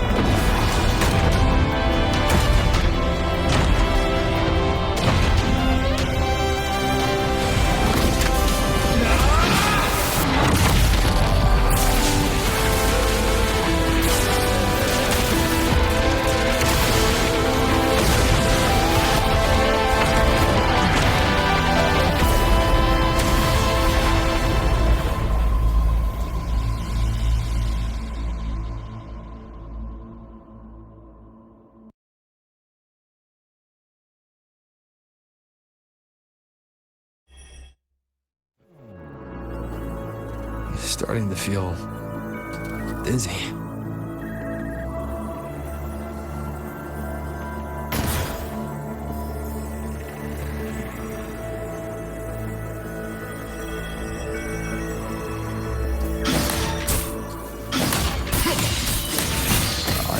Said void space in the depths of the floating black hole is a higher dimension, like a kaleidoscope. Time and space here don't flow. They're tangled. Is all of this inside those figures? That space track collective in wearing clothing. They're reaching for something. I can't make out what. The frequency. Is it honest?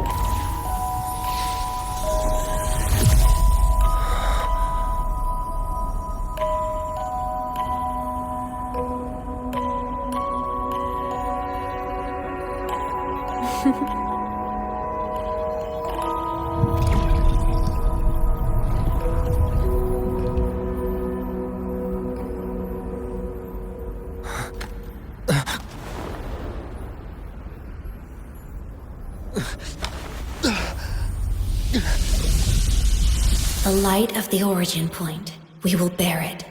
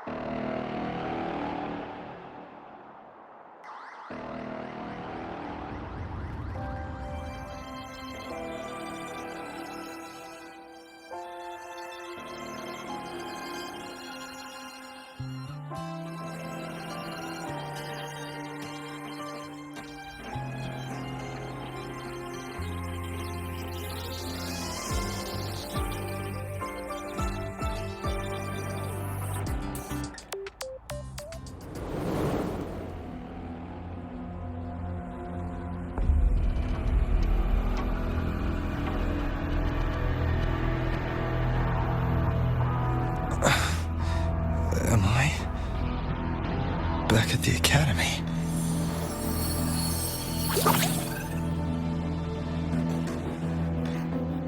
Yeah, you okay? I feel terrible too. Something just yeeted us out of the Thronodian's gut. Rapid interdimensional whiplash is no stroll through the park, I tell ya.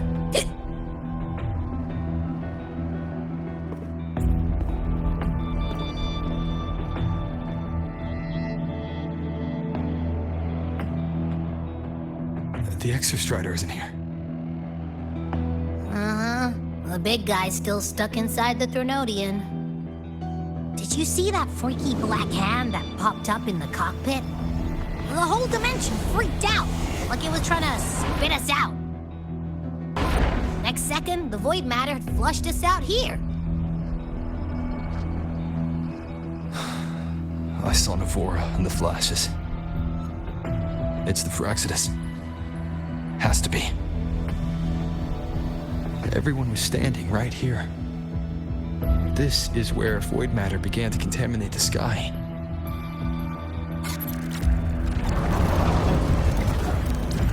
And Aleph 1 was watching me and the Exostrider beyond the gate.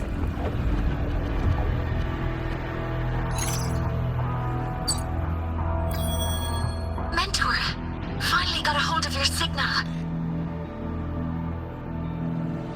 We lost contact for an entire day. Everyone's been worried. An entire day. Felt like minutes. Time distortion from being inside the black hole.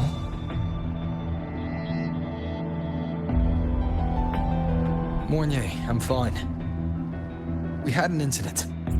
The Exostrider is still inside void space beyond the gate. And now, even the Academy inside the void matter barriers is getting hit by void storms.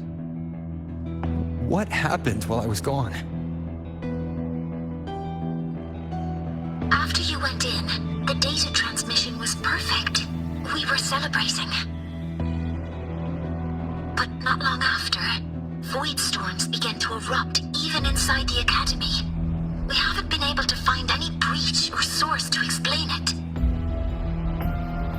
Most of Lahairoi has been evacuated to the collective's escape pods, with Black Shore support. Those who remain are gathered here at the Institute.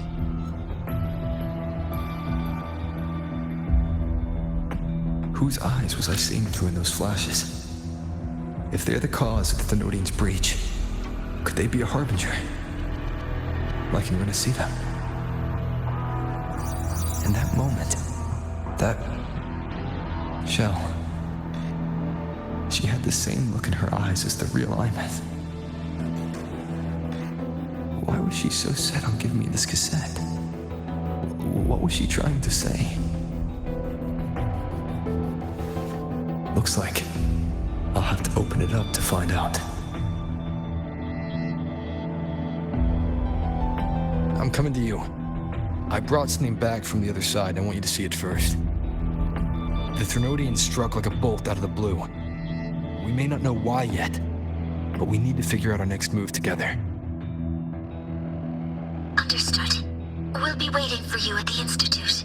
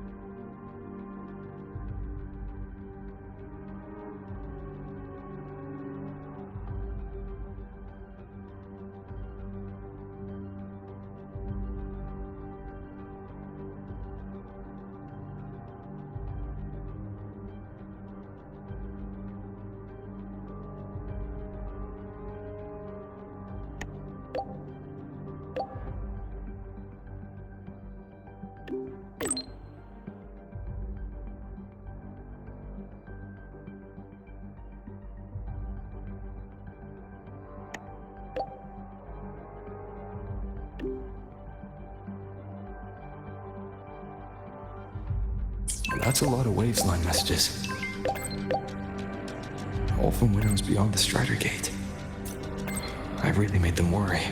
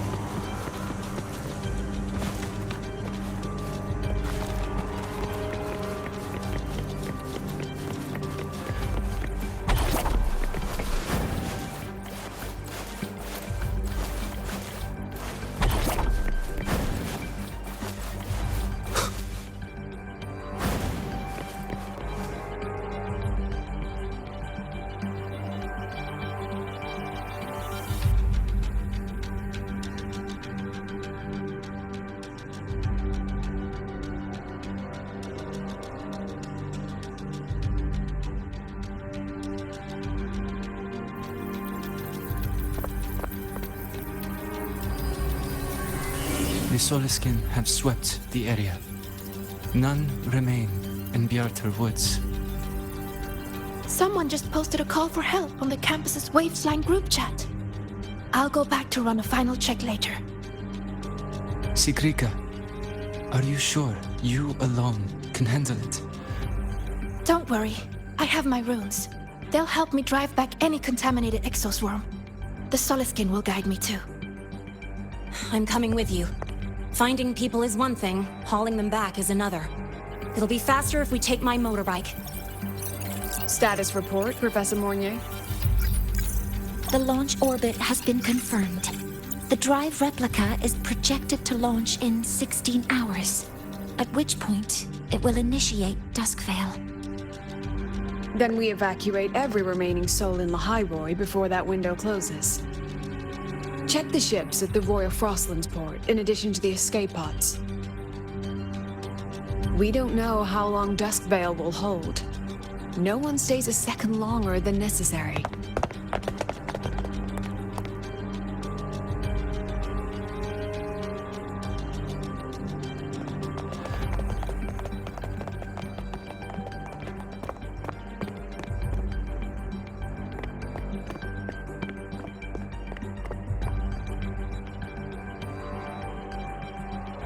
The Exostrider.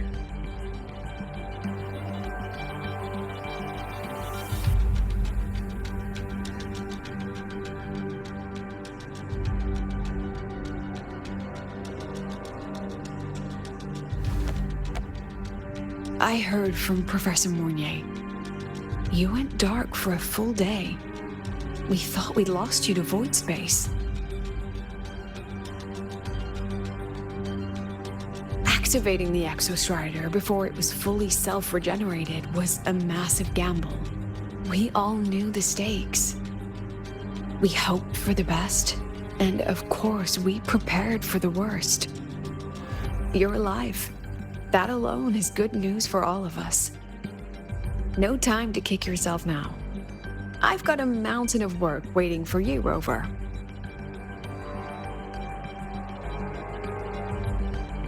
Please, have a look at this, Mentor. The Research Institute is running the final modifications on the drive replica now. The Roya are assisting with assembly and verification. It's built from the framework of the fallen reactor drive. Various materials from the Exostrider, too. It's everything Lahairoi has been working toward. This man-made heart is our final legacy for Solaris. In 16 hours, we launch it into the canopy above Lahairoi. Once evacuation is complete, it will activate, transforming the canopy into Duskvale. It'll contain the spread of void matter.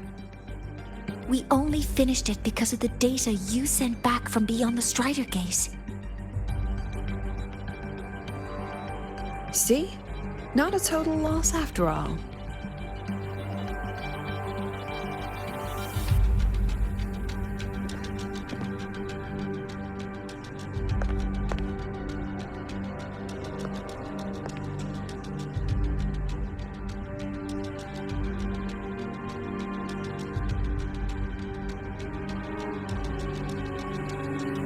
Thank you. All of you. About what I experienced beyond the gate. There's something I want to show you.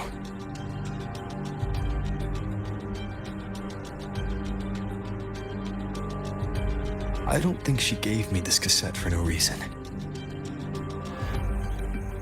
Whether it's her shell, or Imeth herself, she was trying to tell us something. A cassette retrieved from within the Threnodian. Now that is intriguing. Professor Mornier, is the analyzer in the cassette depository still operational?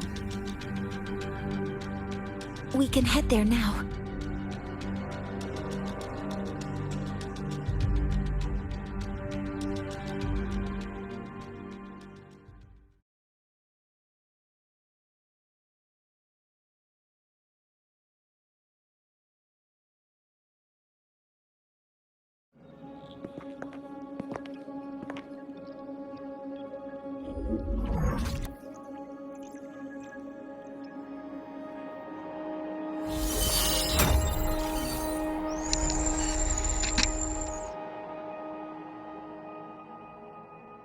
What's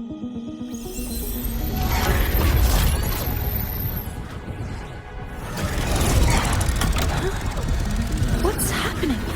Why are all the cassettes rewinding?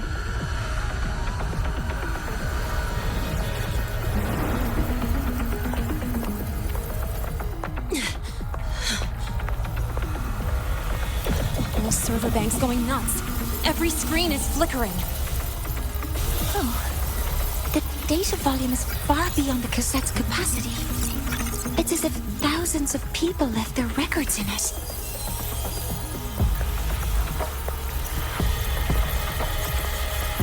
The storage system is destabilized. It's now flooding data into every archived cassette in the room. But this isn't memory data. Aside from the corrupted junk, the compressed mass consists of coordinates. Coordinates? From beyond the gate? Are they locations inside the Threnodian's black hole? Based on your report, Mentor, conventional space-time doesn't apply in void space. You can't plot a standard map there. If Imeth went to these links to give us this, she wouldn't have made it impossible to follow. What if they're coordinates in the High Roy? If such is the case, the origin might be... Please, allow me.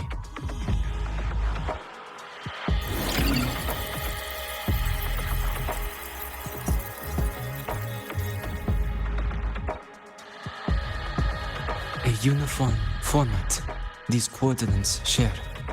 I have verified 150 points using Sundermere as the origin.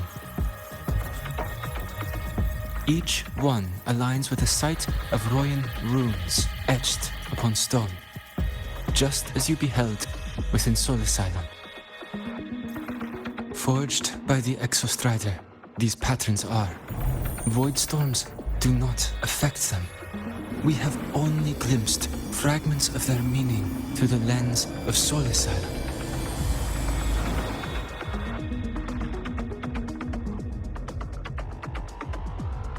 I see. Let me overlay these coordinates onto a Lahairoi map. It should make things clearer for us.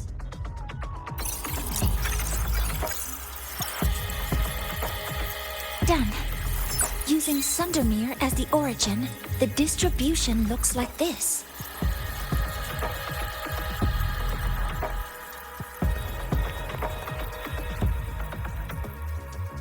Everything matches. I'm spotting every Royan rune site in Bjortewoods on this map. But what about the other coordinates? Wait, I know that spot. That's where the void storm hit at the start of all this.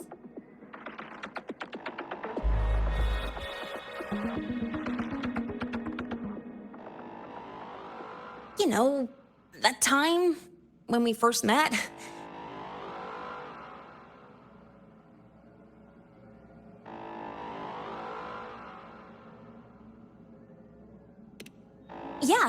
Yeah, that one. Void storms. If we reverse match the coordinates by transcription order, then Royan runes could be marking every spot a void storm has ever hit.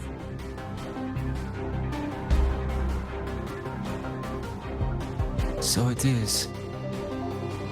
We Roya have observed something similar, but never perceived it as a universal law.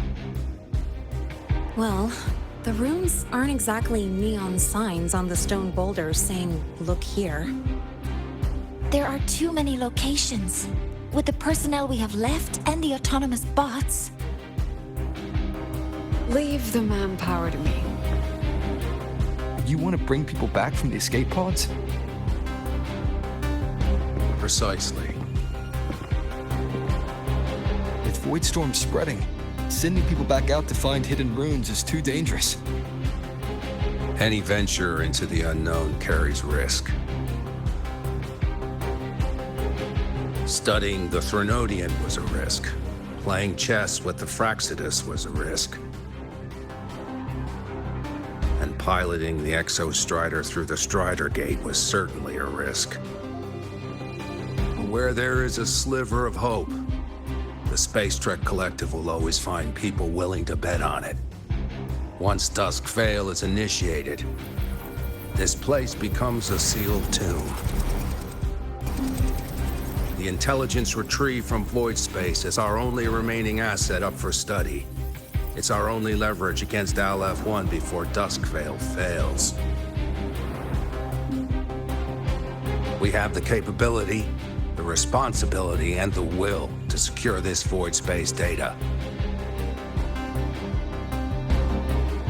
Face the unknown and we may lose much. Flee from it, and we lose everything.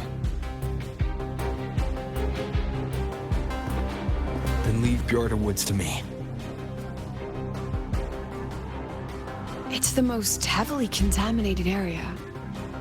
If this is because of what happened to the Exostrider,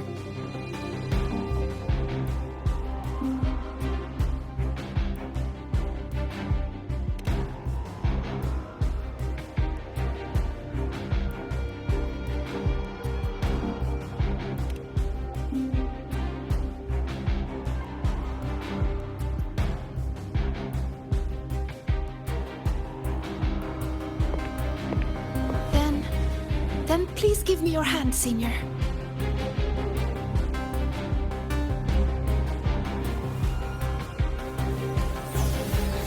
Use this. It will guide you to other Royan runes.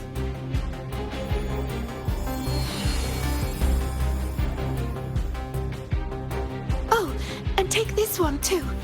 It's for protection. With it, you'll definitely come back safely.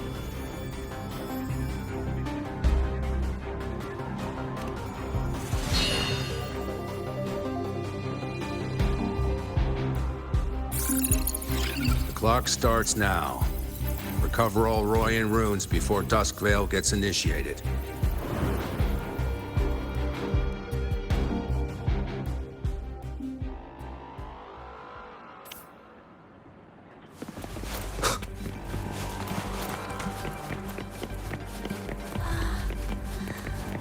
I'm splitting everyone into teams. They'll depart.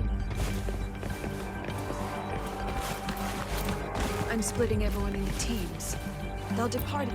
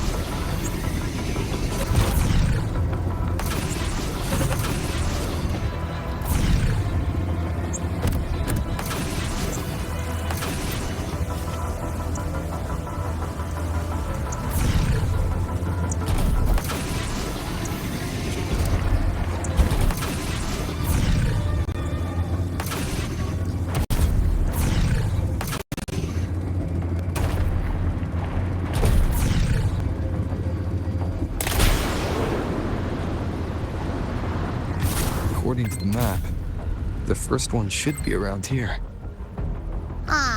Didn't notice before, but, there are some shredded frequencies hanging around this spot. Abby, you awake? Didn't seem like the right time for a chat before. But hey, you've got a real knack for rallying the troops, huh?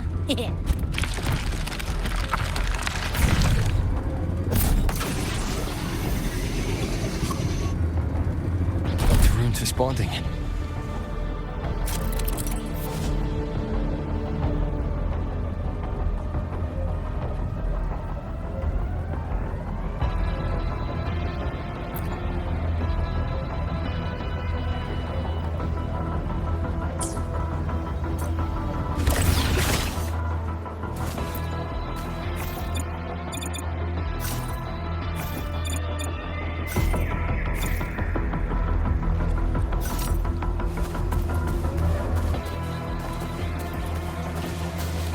Whoa, something's glowing over there.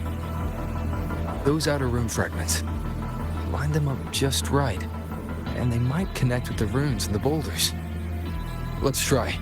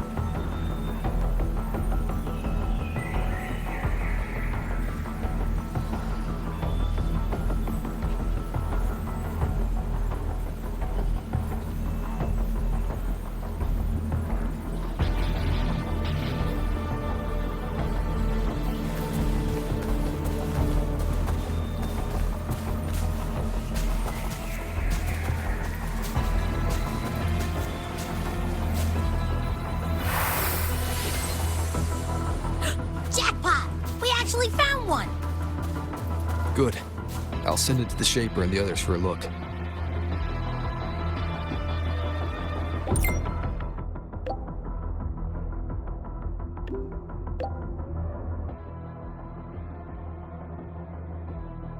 All right. On to the next rune.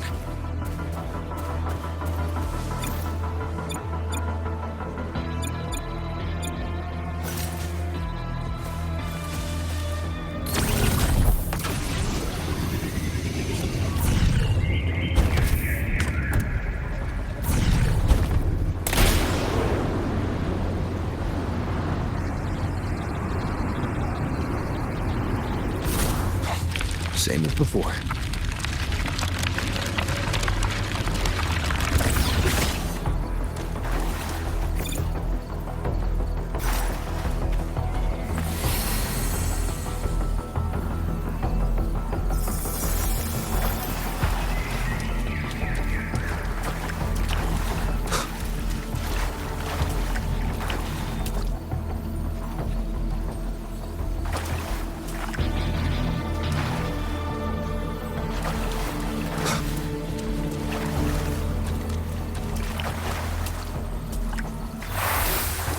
according to the mission details, there's still one left.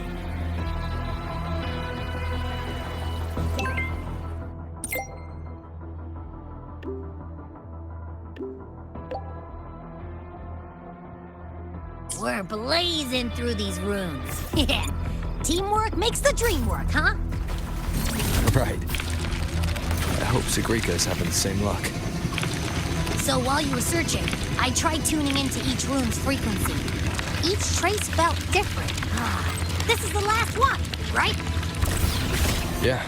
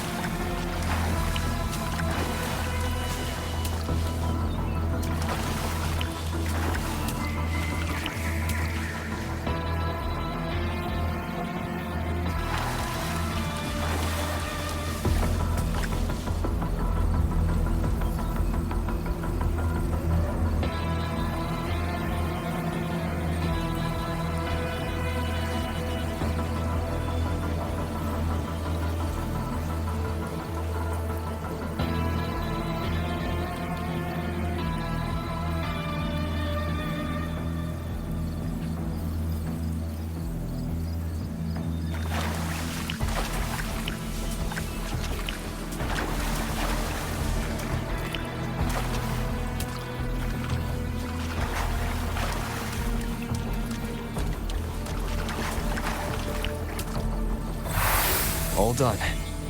I'll send it to Lucilla and head back.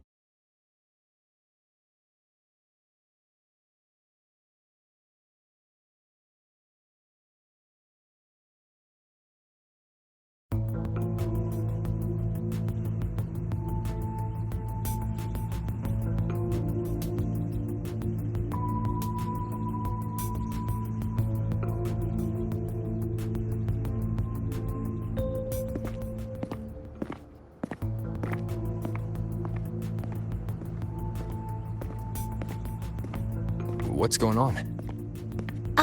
Mentor, you're back.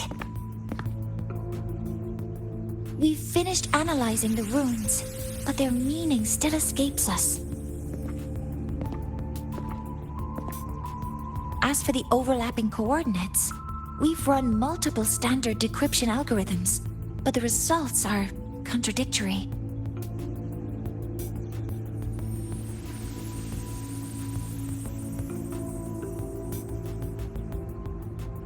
I'm no rune expert. But we have one here, don't we? She resonates with them. Who? Wait. Me?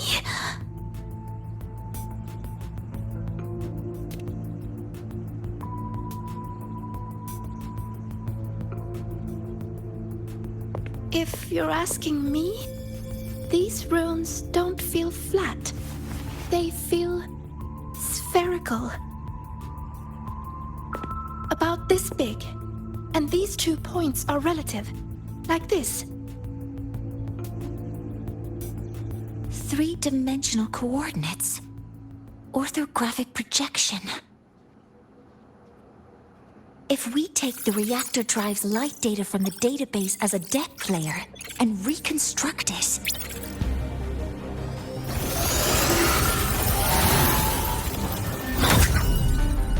a map forms.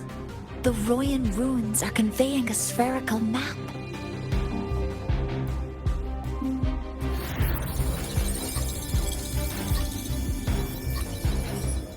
What are these 2 places? The one on the surface corresponds to the Strider Gate. As for the one at the center, there's too little data to confirm. But by geometric definition, it's the origin point of the entire map.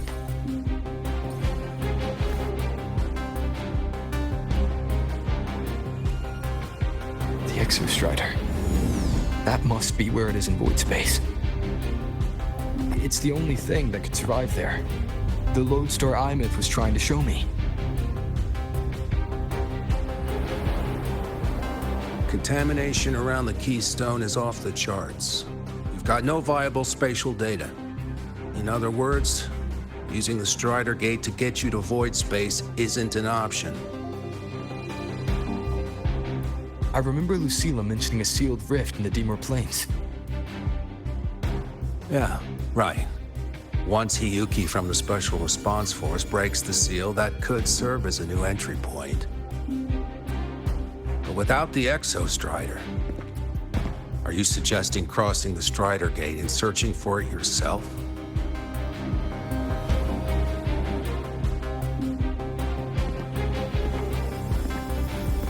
Now that we have a concrete map, I should be able to retrieve the Exostrider before my power of separation gives out.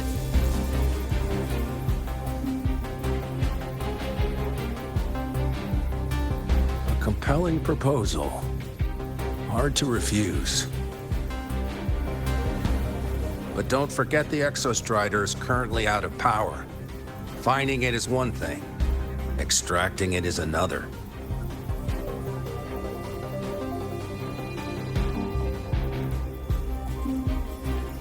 We set a hard deadline. If I can transmit the Exostrider's coordinates to you before Duskville initiates, then tell me you'll consider entrusting the drive replica to us. Consider, huh? So you're handing the choice to us?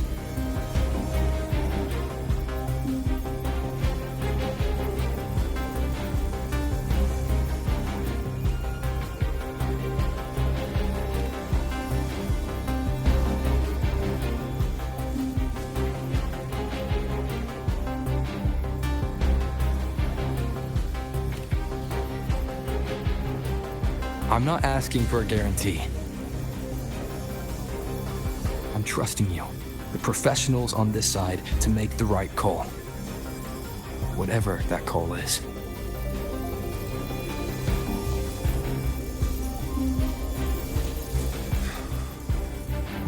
The Exostrider's value justifies the risk. I agree to your proposal.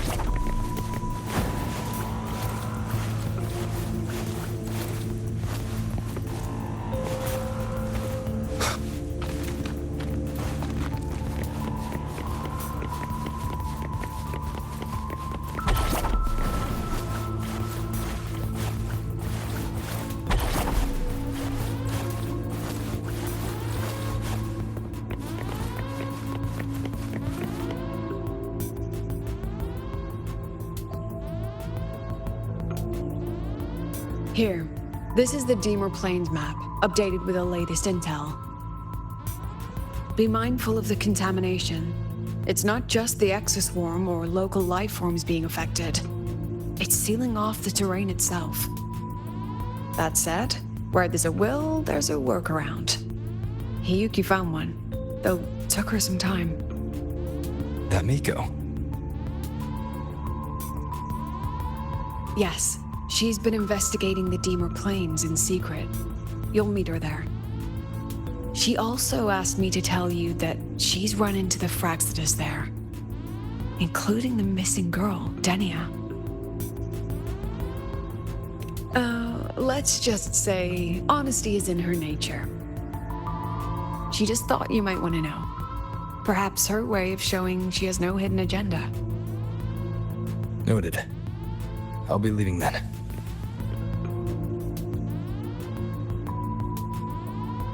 Wait.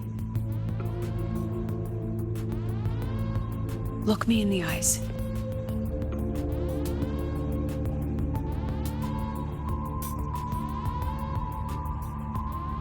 Relax.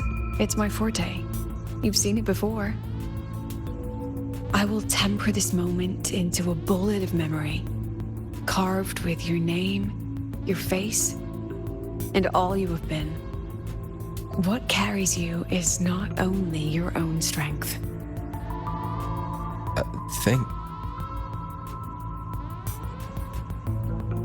Save that for when you come back.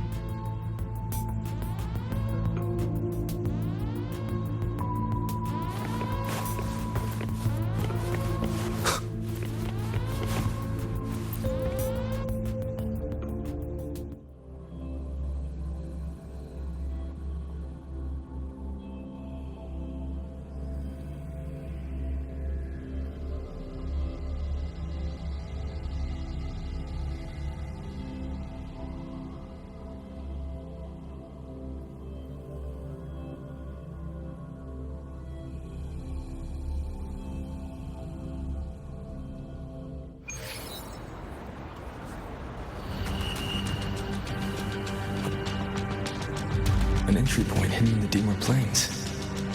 Time to get to Bjarda Woods.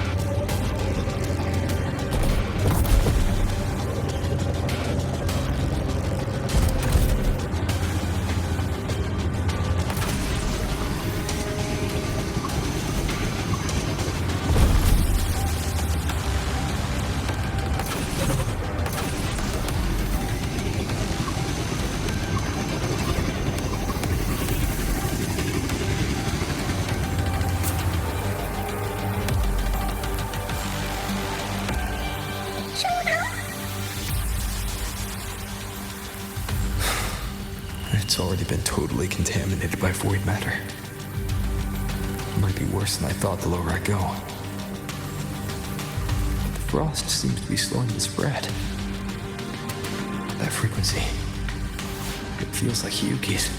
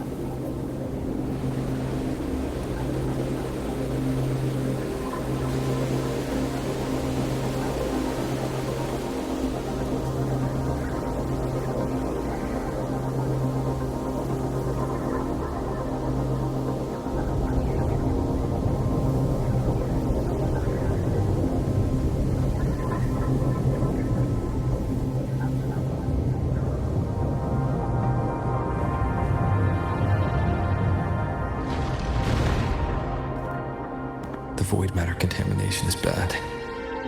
It's not looking good for the Soliskin.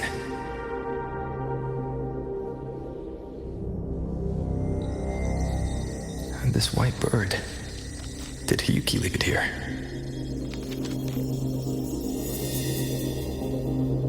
All right. Lead me to Hyuki.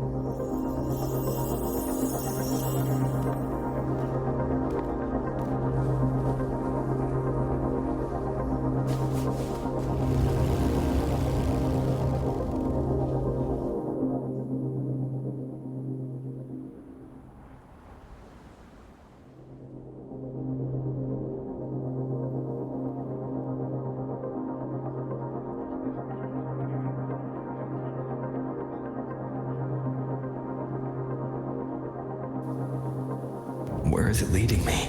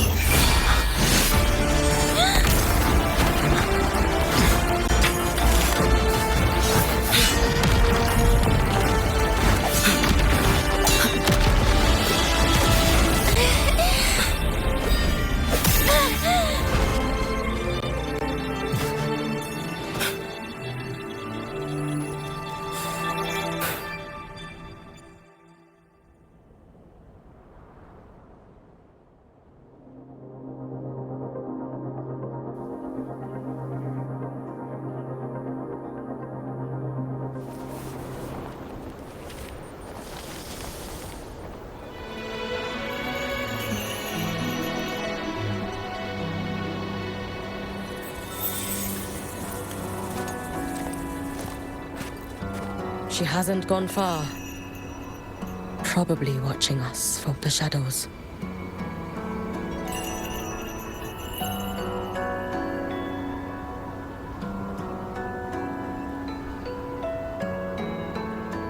She seemed like her grip is slipping.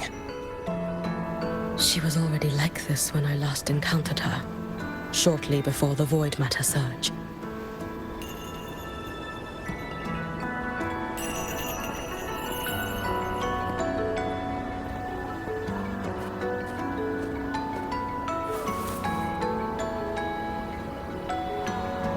Hyuki, when you fought Denia, did you see anything like a shadowy hand?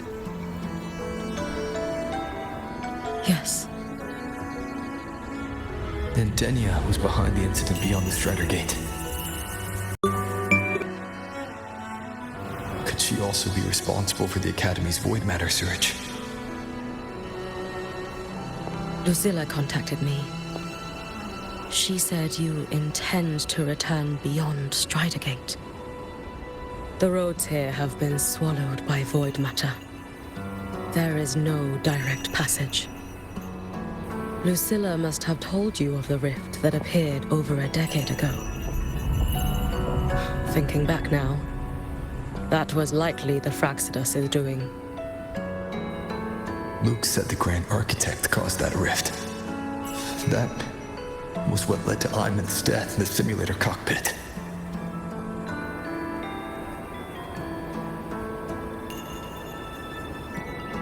If they used a Thenodian frequency extracted from here to influence Denia, then the Space Trek Collective was already infiltrated from the beginning.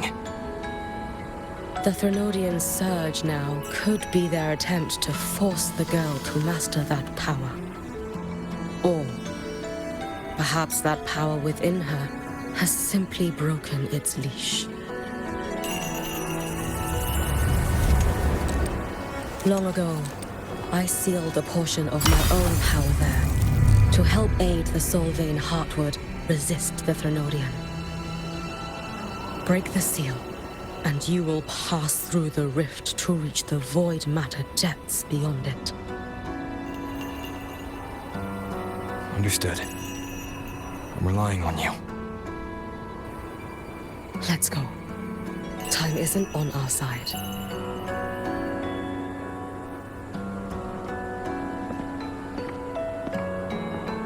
Savior, who has always walked with victory. This time, have you come to save Lahairoi?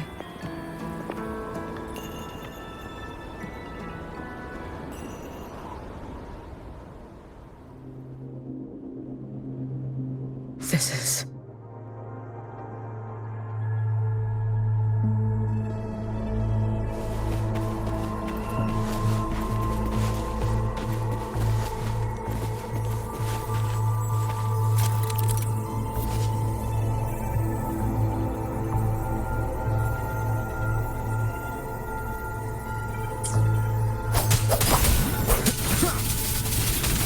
Is it trying to tell me something?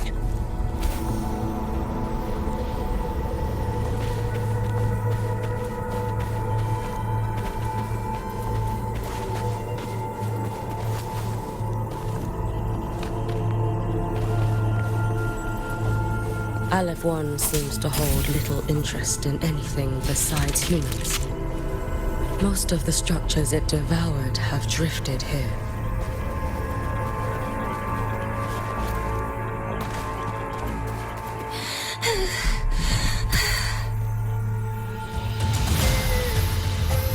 It's that girl. Be cautious. Denia! Can you hear me?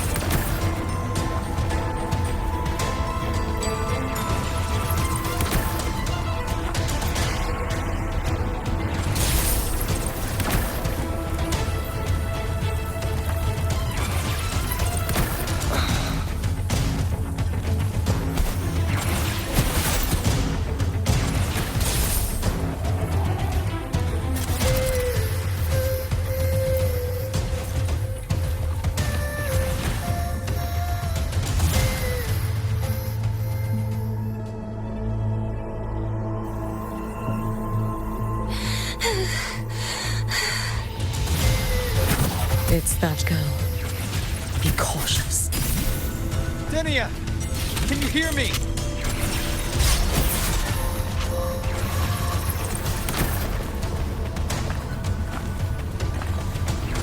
I will handle this.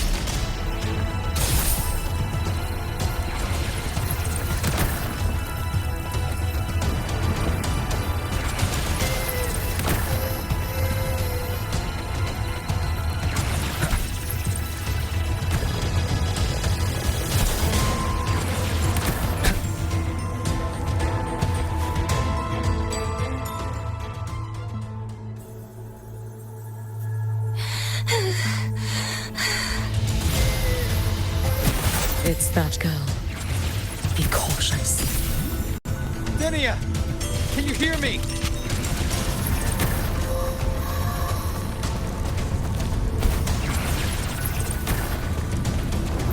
I will handle this.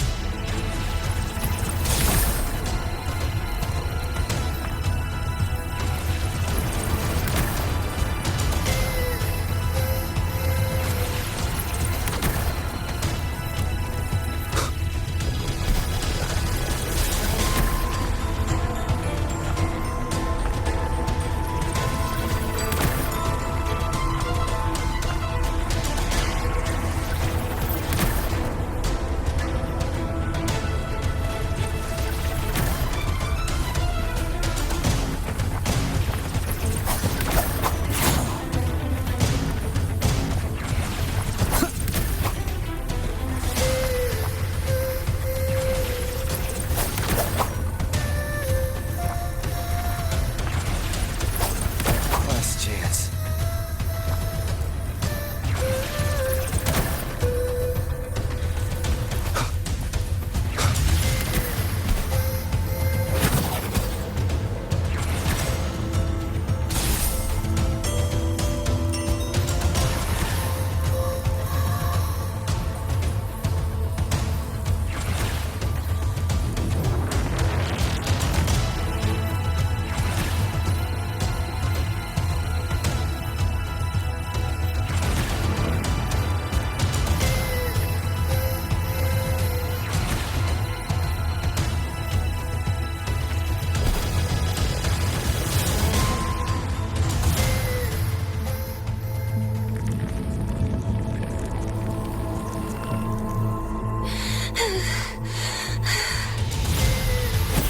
It's that girl. Be cautious. Denia! Can you hear me?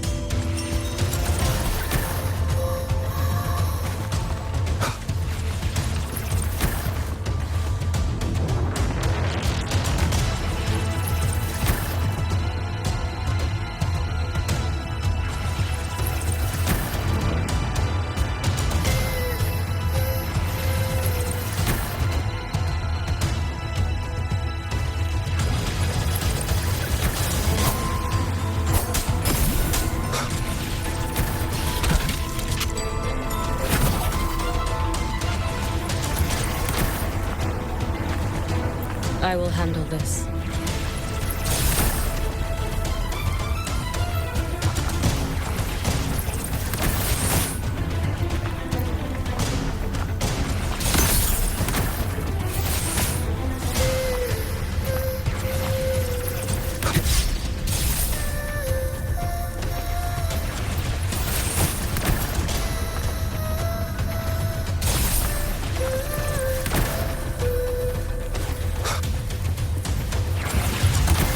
Sounds are fading.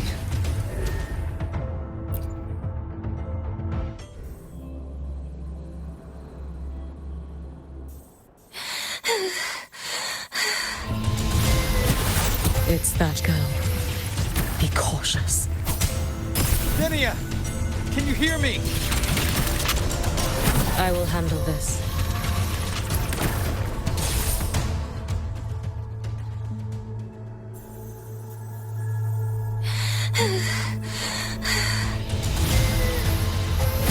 It's that girl. Be cautious. Denia! Can you hear me? I will handle this.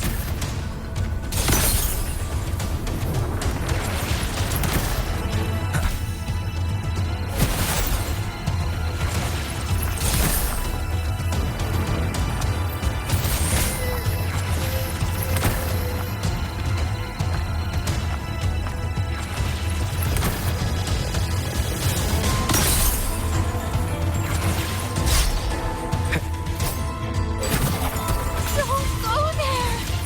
Please! You can't.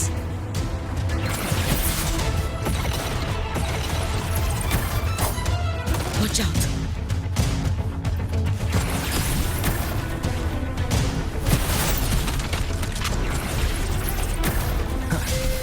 No!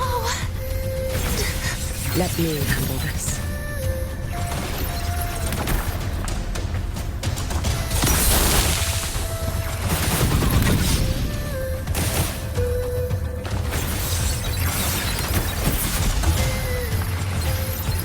It's fine.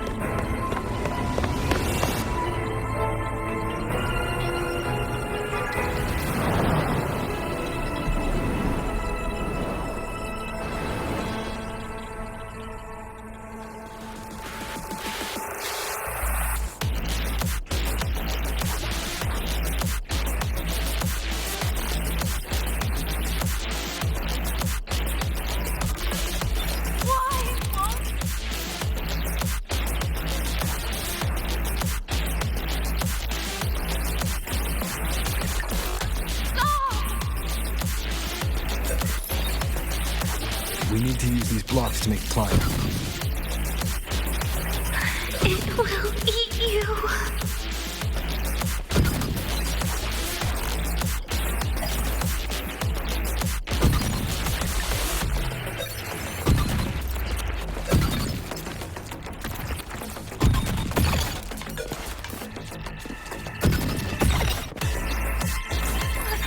Sorry.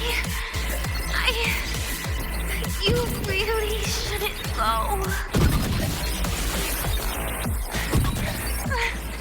I thank you.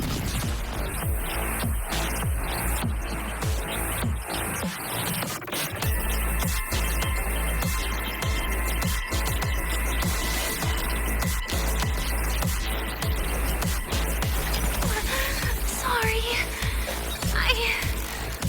You really shouldn't go.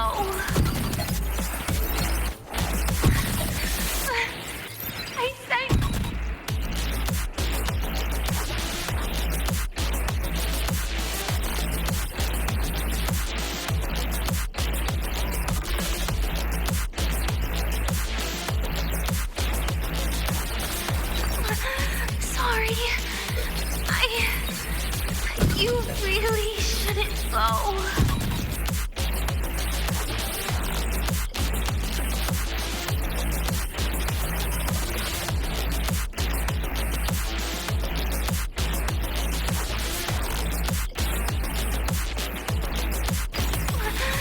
Sorry.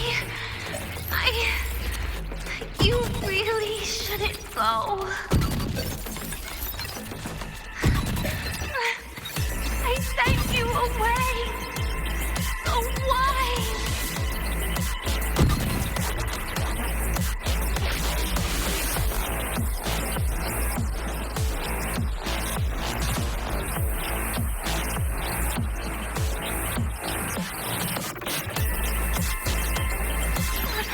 Sorry. You really shouldn't go.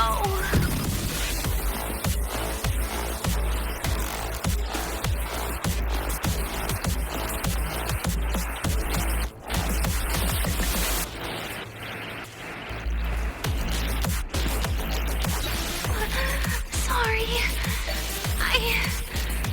You really shouldn't go.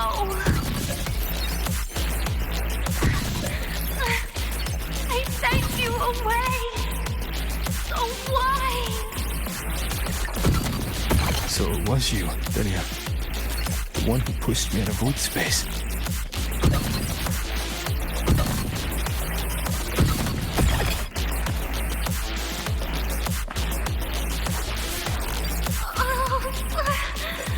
My head.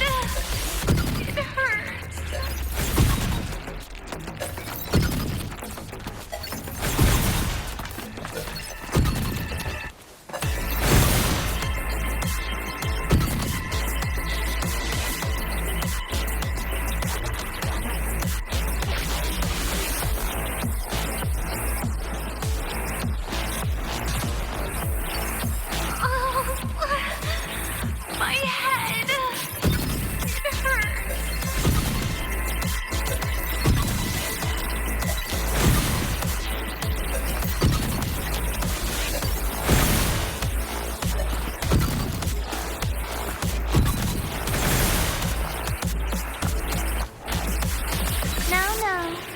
Playtime's over.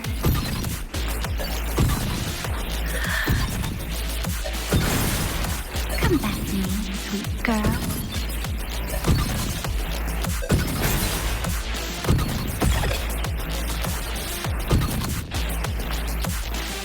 No!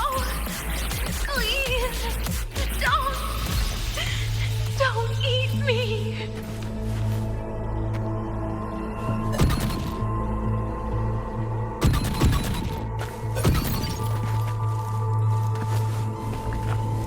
That child's state. She did not appear to be under complete control. It was Denia herself who stopped us. Let's go. We need to get up there first. Got it.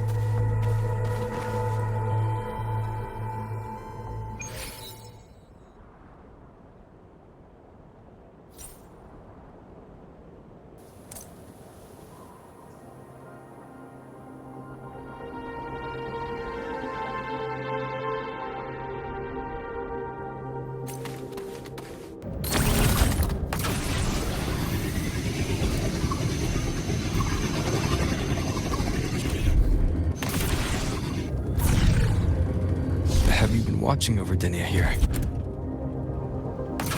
Yes. After I sensed the Thenodian's breach, I sent my Shiratori to trace it. That led me here, to her, in the Dima Plains. She remains under the Fraxidus' sway, but her actions just now betray her own will. She always hid in the void storms. I have no wish to harm her, so I did not find the right moment to intervene.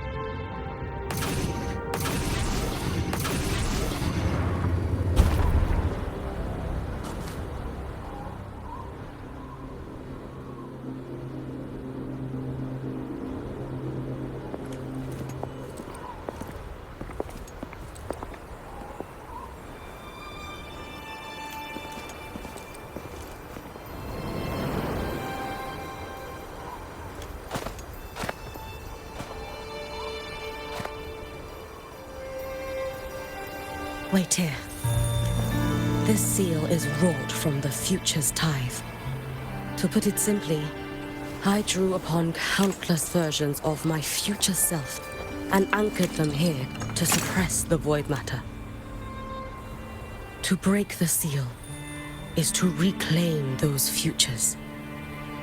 That task is mine alone. I understand. I'll leave it to you. There is one thing. With Aleph 1 active, I may not be able to restore the seal once it is broken. You choose the most perilous path at the most perilous time.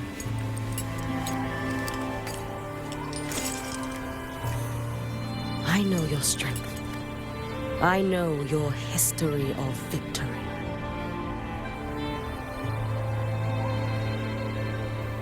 To take such a risk? Is it because you remain confident you will not fail? That you cannot lose to the Threnodians? No, I've failed before. I don't think anyone can win forever. If I'd never lost, maybe I'd still have my memories. I wouldn't need to start over. Solaris would be free from the lament. I do this because I can. And because someone has to. And what if you fail?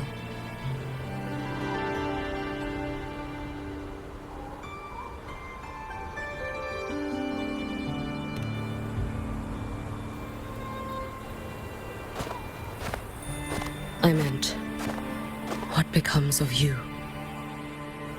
Maybe I'll be lost to void space. Maybe I'll find a way to turn the tide. I can't know right now. But if I don't try, there's no way I'll ever know.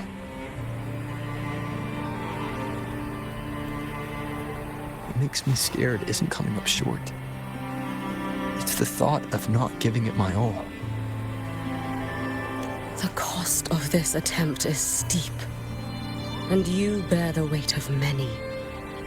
I expected more caution. To fail even once against a Threnodian is to invite apocalypse. Even knowing this, you would still go. Hyuki. Lucilla told me you fought a Threnodian in Ashinohara for a long time. I don't know how you did it, but I can only imagine what it took to hold the line in a place already so destroyed.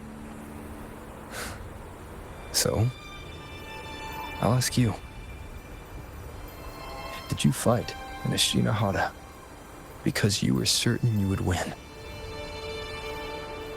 No, I was not. I never was. Then you understand why I'm doing this. You would make the same choice in my place.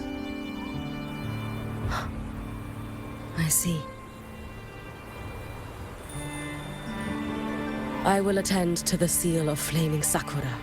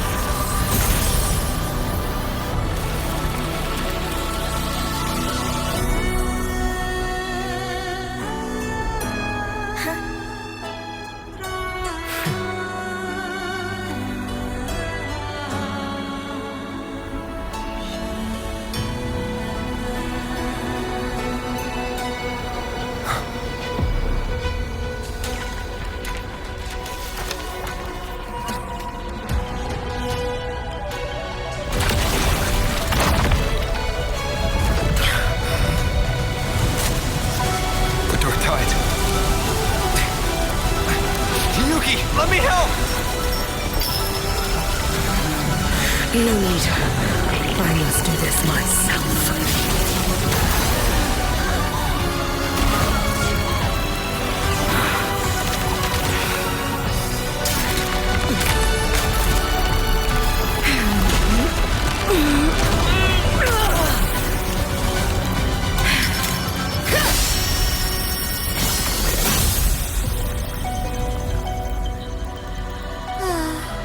Why not choose the easier future?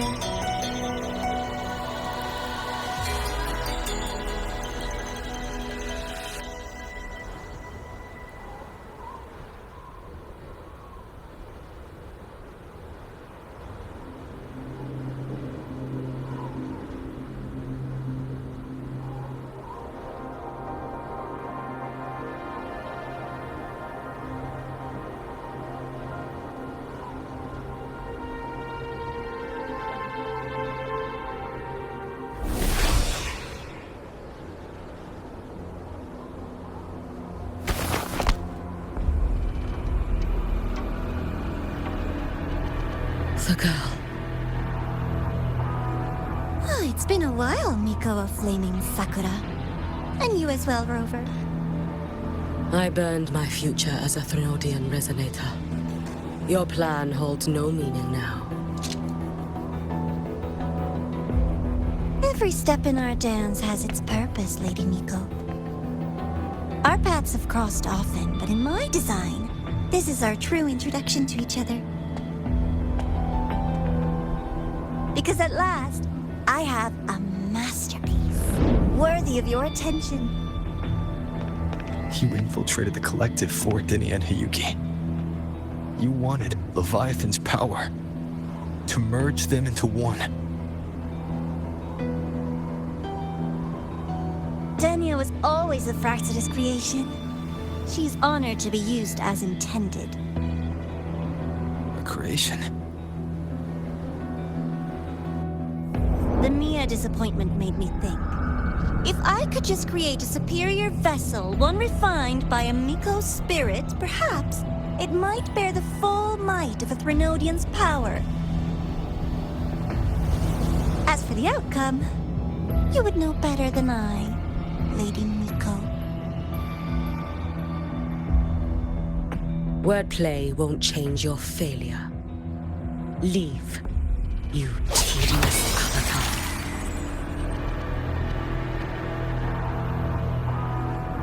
Failure? No. Listen, you two. I'm just showing Solaris another possibility. If we made one Denia, we can make another. And another. Until we hold a complete obedient Threnodian resonator in our hands. Your own borrowed future showed you that. A true Threnodian resonator will exist.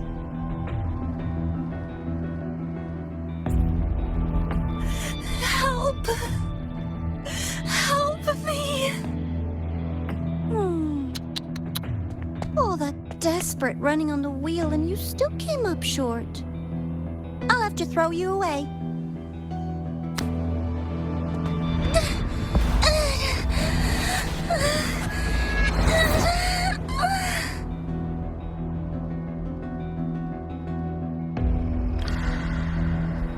She can deny it all she likes, but the void in her heart is the same as Aleph One's. That emptiness, it will always pull her towards the Threnodian's power.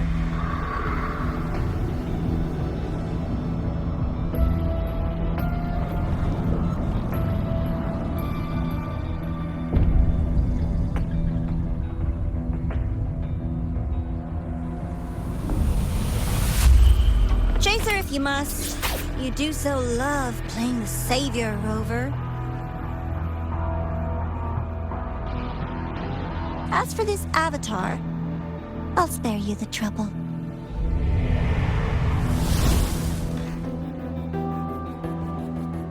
Wasting time on one of their avatars is pointless. Come on, Hyuki. The seal is open. We have a job to do. Denia needs us.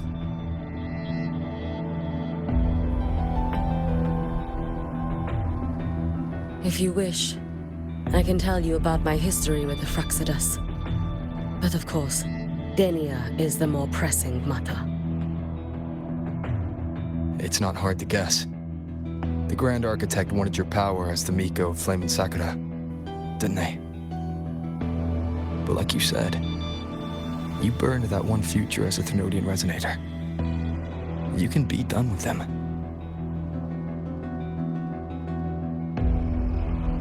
Right now, Denia's state is what worries me. I fear that child may already be.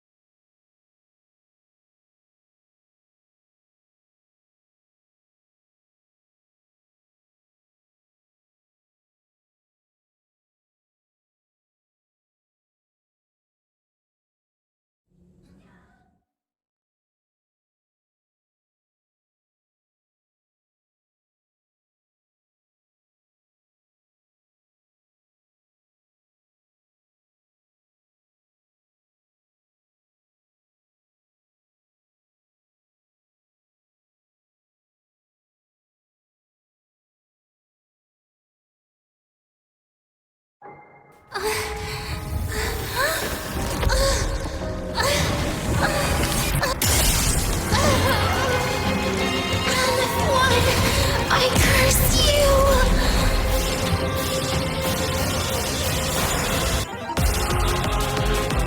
Always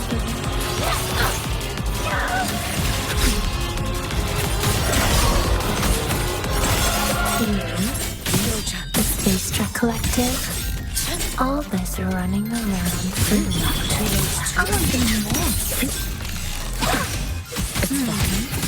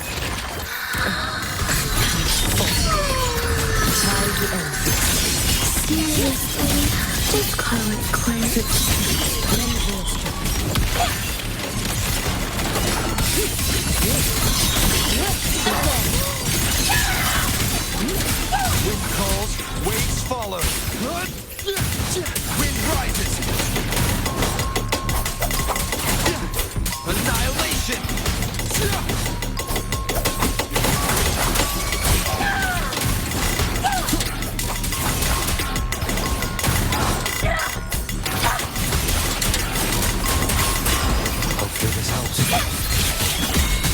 howls, unfettered by bounds! There's still time! Why won't you? Still refusing to turn back!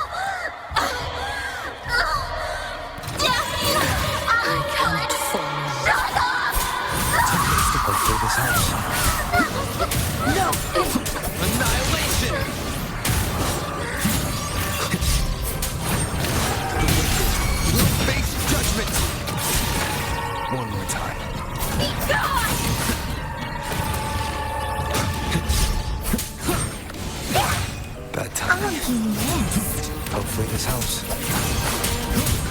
I am the Tempest! You can trust me. You should have run.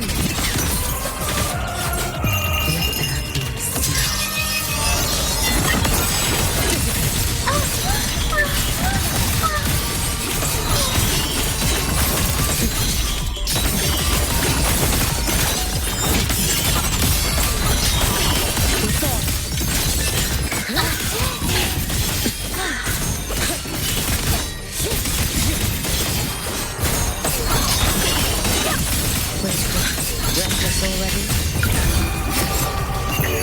4 wishes spoken. This vessel I offer. Wind calls, waves follow.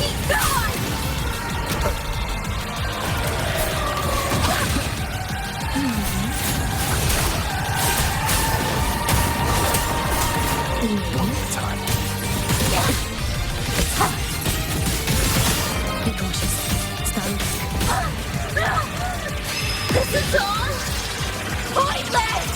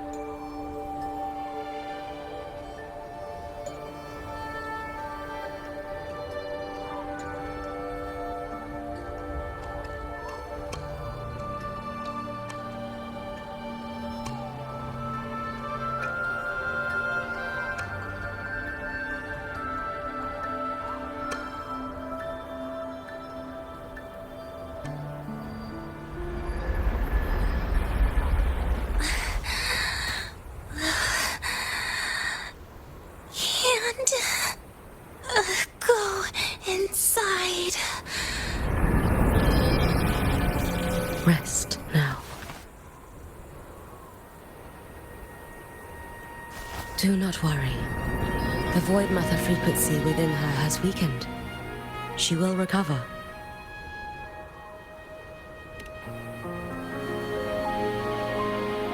Forgive me, but I believe waiting for the void matter to spread would take too long. This will be faster. Allow me to handle this. There is not much time left in your deadline with Mr. Chase.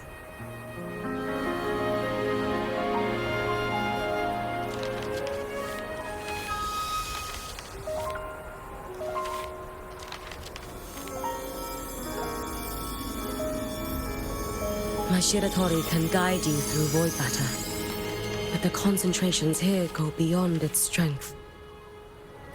So I will draw upon a future where I learned to fully channel its power. It will protect you and help you find the path you seek.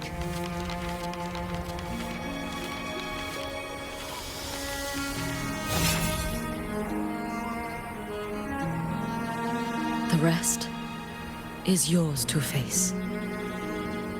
Thank you, Hyuki.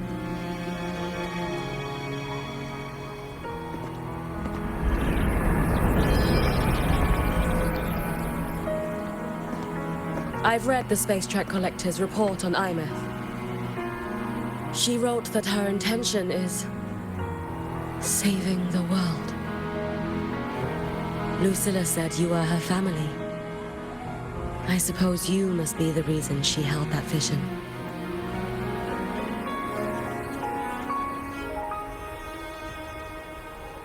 Do you regret it?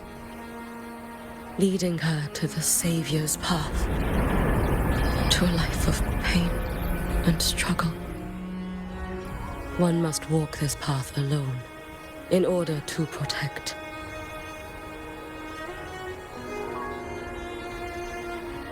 And those who walk it out of admiration will lose themselves in the mire.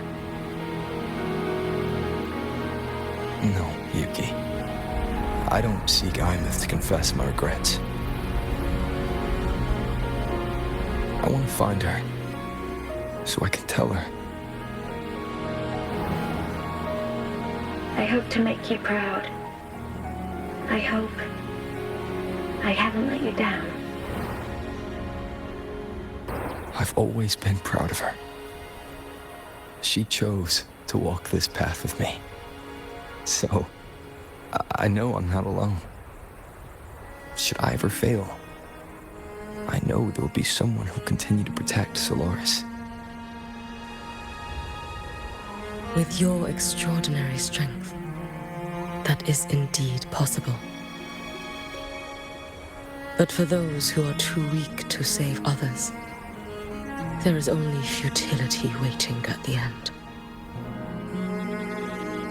As I learned when I failed to save Ashinohara. All I can do now is hold my Sutsu tightly to ensure that after Hyuki, there will be no more Miko of Flaming Sakura. That is all that remains.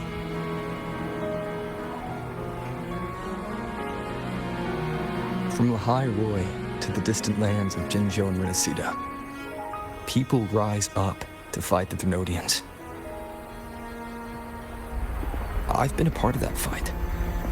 But to pretend I'm the only reason they're standing, that everything fails if I do, that's arrogance.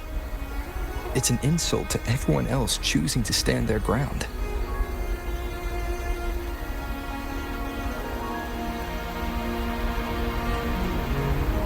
My victories were never mine alone. If even one person makes it to the end of this road, then we're still winning. Hyuki, when you're walking alone and feel that weight, just stop for a moment. Look around. Stop. You'll see that there are people who draw strength from you. People out there who are proud of you. And when you finally reach the end of your journey, you'll know. It was never futile.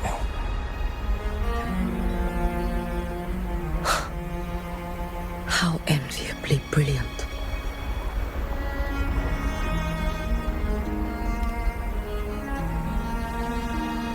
It is nothing. I will tell you when you return. All right. I'll be back soon.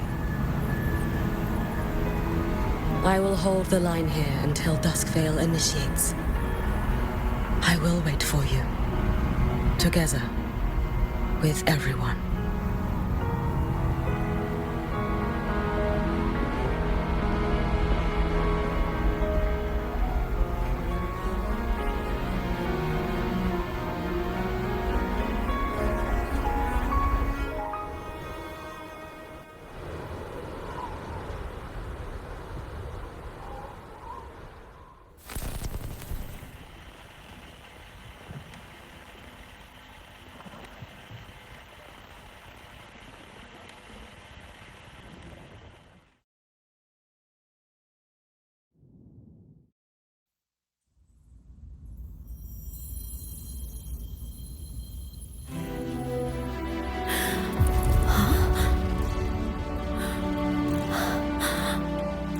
Exostrider?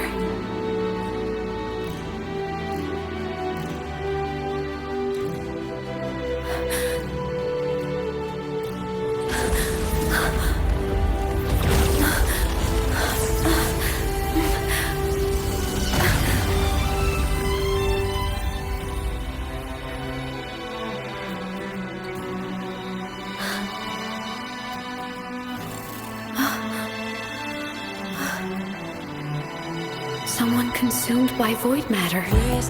Come here. The Exostrider's power is nearly spent, but I'll do my best to protect you.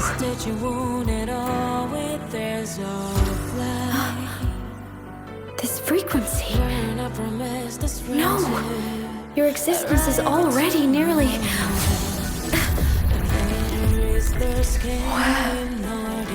Come on. Did the void storm consume me? Am I dead? Is this void space a higher dimension? Our existence is fading. Did you just say that time and space have no meaning? I can't see you, but I can feel you. Sound doesn't travel here. Thoughts do.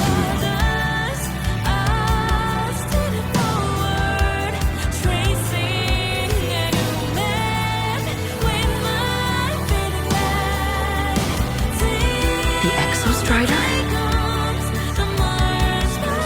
Why is the Exostrider here? What happened? The light. What should we do?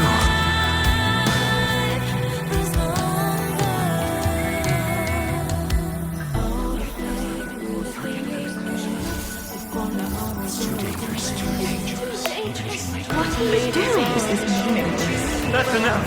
It's futile. Our lives already ended in the void. I heard the Exostrider's cry for help. I want to find it. Time and space don't mean a thing. You'll never reach it. I know what the Exostrider means to the High Boy, but it is meaningless. You want to save it? How? Make sense here. But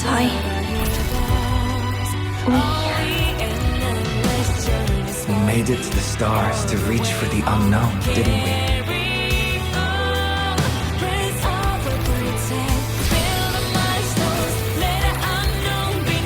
Just another step on a long road of discovery. You. This is where we came from.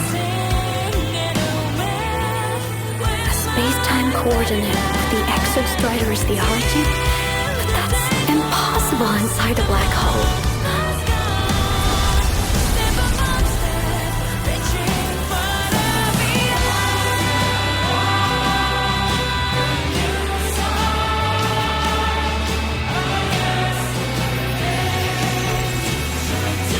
Now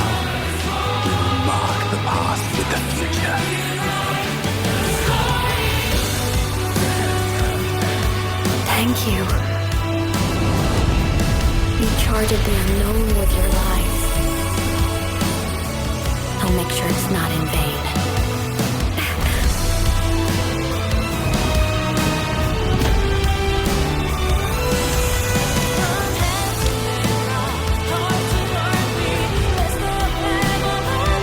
The light of the origin point.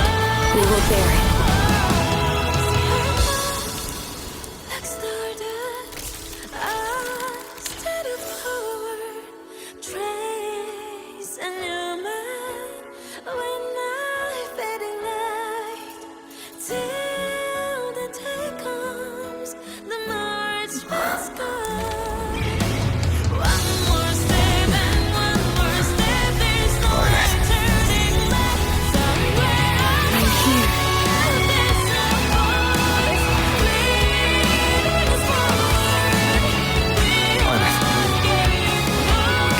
Drive replica here.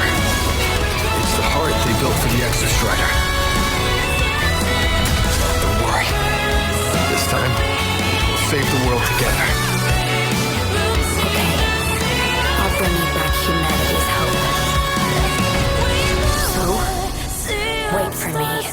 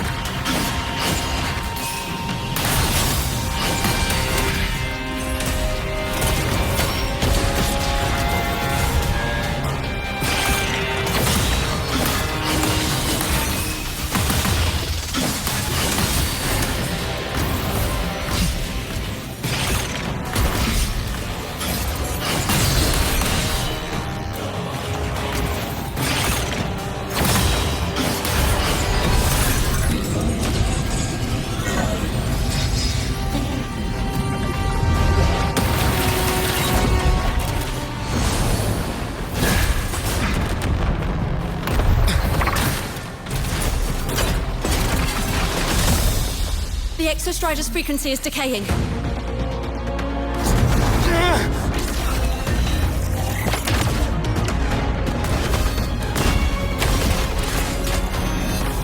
reading is about to flatline. Status on the drive replica. Almost ready. We just need the calibration data now.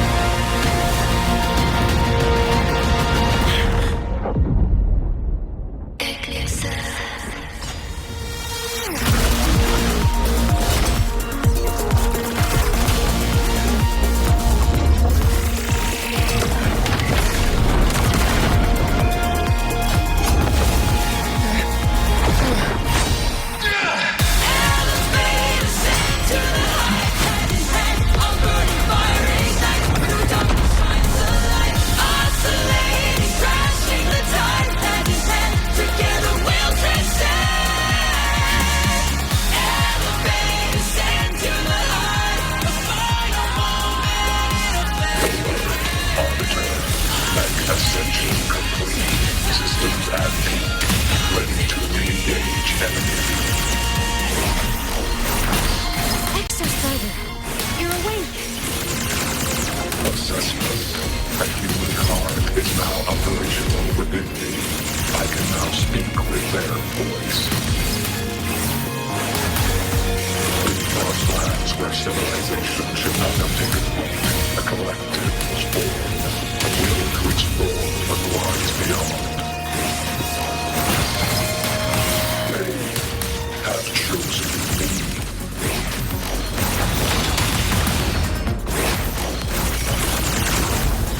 Status recalibrating. Engage.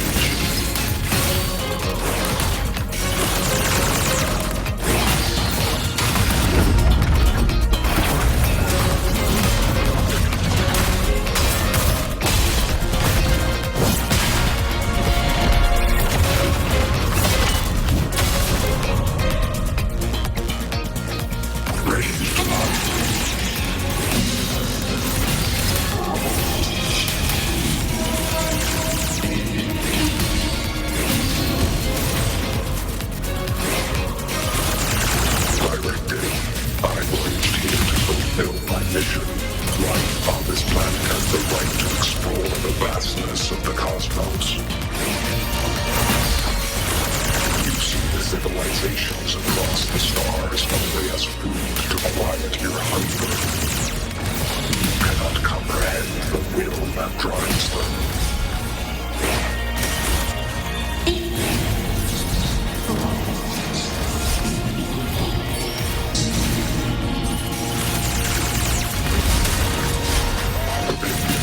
Even if humanity's final frontier is an endless void, it is not proof of the meaningless pursuit Alan won.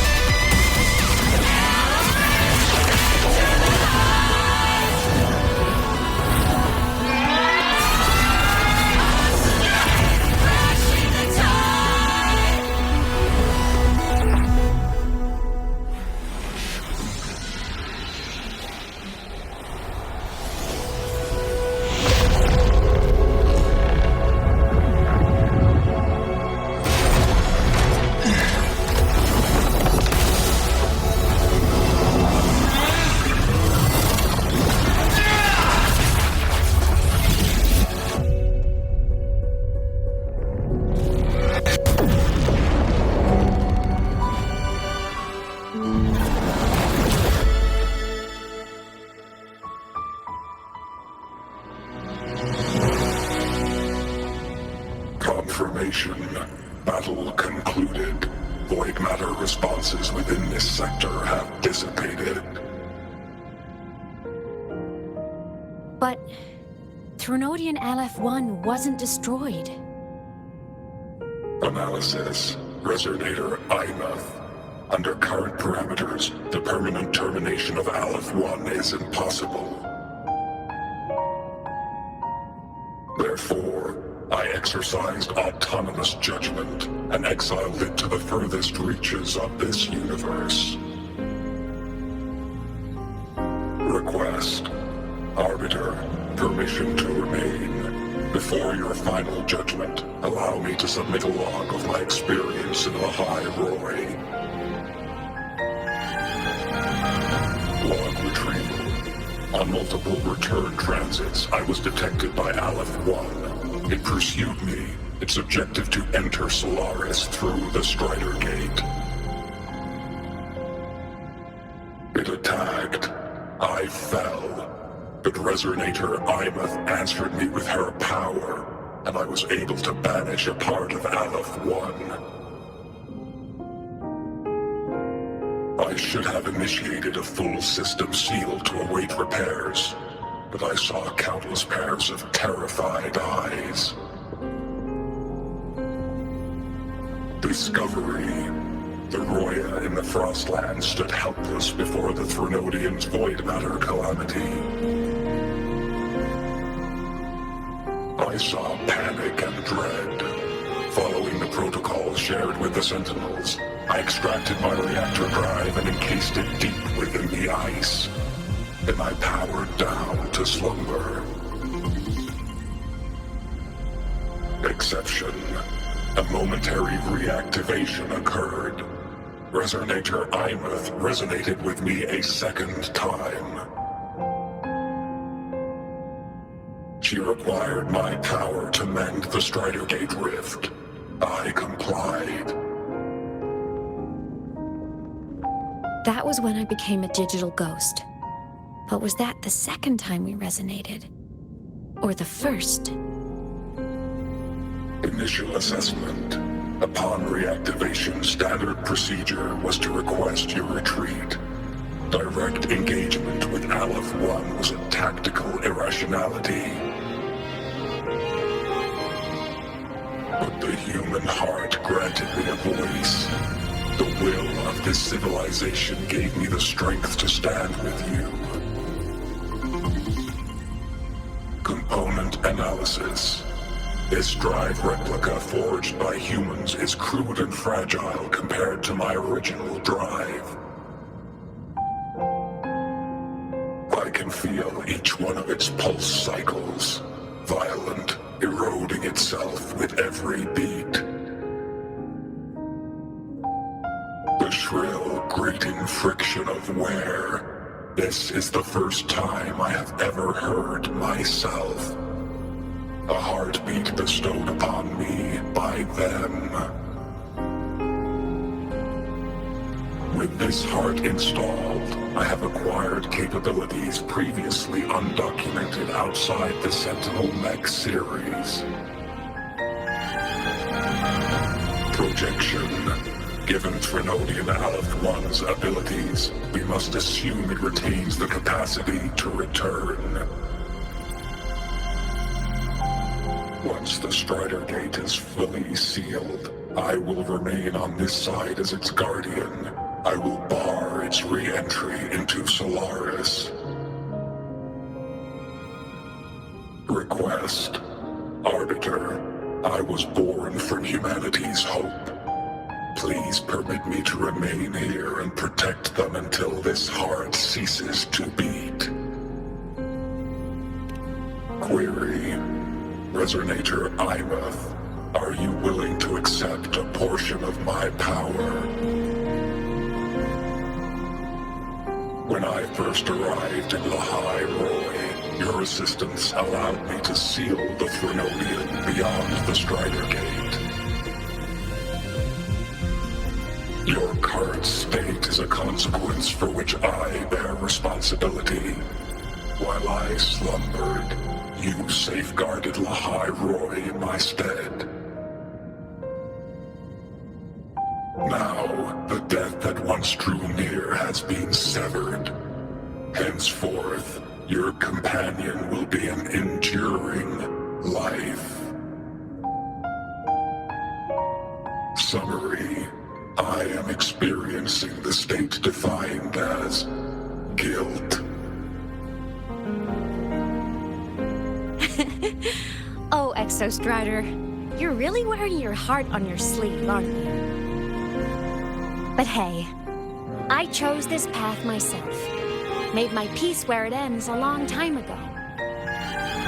As for your question, this savior's got a career to uphold. Gotta level up if I'm gonna keep kicking bad guy butt, right?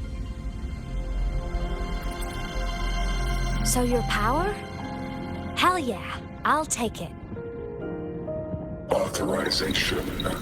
Resonator Imouth's agreement confirmed. Synchronization limit removed. Commencing resonance. Suggestion. Don't you dare feel guilty. Thank you for living up to my hopes. So, let's make our goodbye a happy one, okay? Detection. Arbiter, you have brought your cassette. Proposal. Please allow me to take it. I wish to burn a frequency onto the tape for you to return to Lahai Roy. Briefing. While traversing the stars at high velocity, my trajectory once intersected with a slow-moving probe. Its hull was marked with Solaris script. Its launch date is estimated to have occurred a long time ago. I intercepted and recorded the signal it has been continuously transmitting to Solaris. Its name is the Far Watcher. Objective. I wish to offer this recording as a gift to the people of Lahai Roy. Status. Strider Gate closure imminent. Preparing to return the Arbiter and Resonator to Lahai Roy. Query. One last thing, Arbiter. Will you permit me to alter my designation to bear the name Lahai Roy? Designation change complete. Thank you, Arbiter. Valediction. Farewell, Arbiter.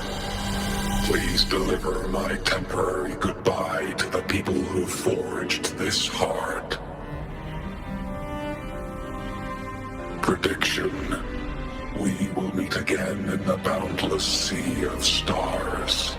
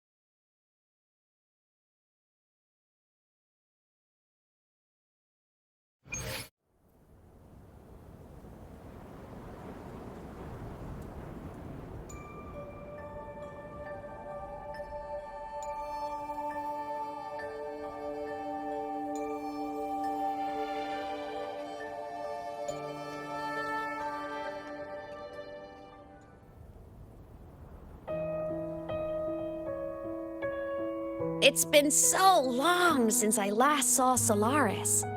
Feels weirdly nostalgic. Now that Aleph 1's been kicked to the cosmic curb, Lahai Roy can finally breathe easy. I was gonna say we saved the world this time. But honestly, it was the explorers who fell into the void matter. They're the ones who mapped that data on me and the Exostrider inside the Threnodian's black hole. All I did was burn their findings onto a cassette for you. And it was the people of Lahai Roy who decoded the cassette and forged the drive replica. That's what let the Exostrider finally cast the Threnodian out. So, this wasn't a story about heroes saving the world. It was the world saving its heroes, right? Yes. And now, we're home.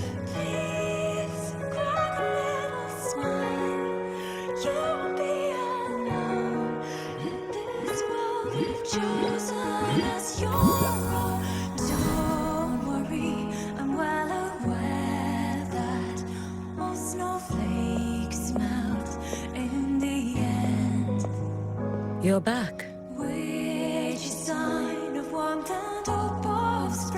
Yeah. I'm back now.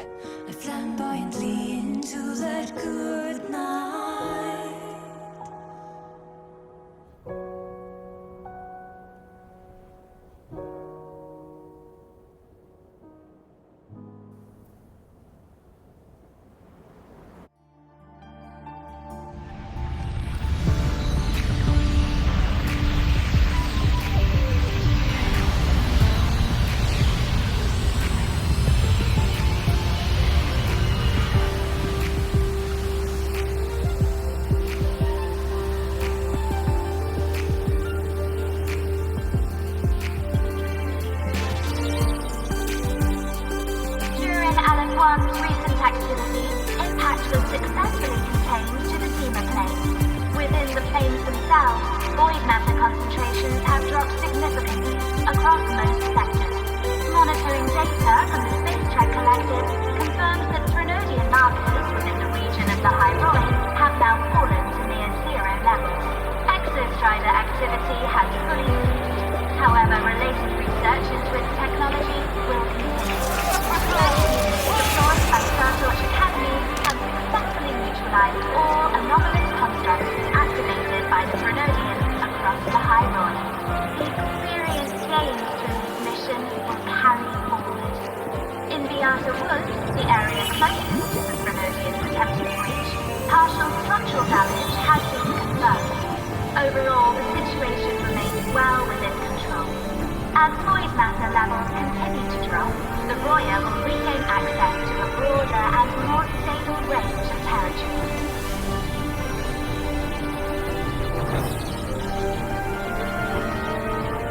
Once shrouded in void matter, the Hyroi now stands restored. This was made possible by the choice of every last explorer. The road ahead is vast. We will reach the stars. And then we'll keep going.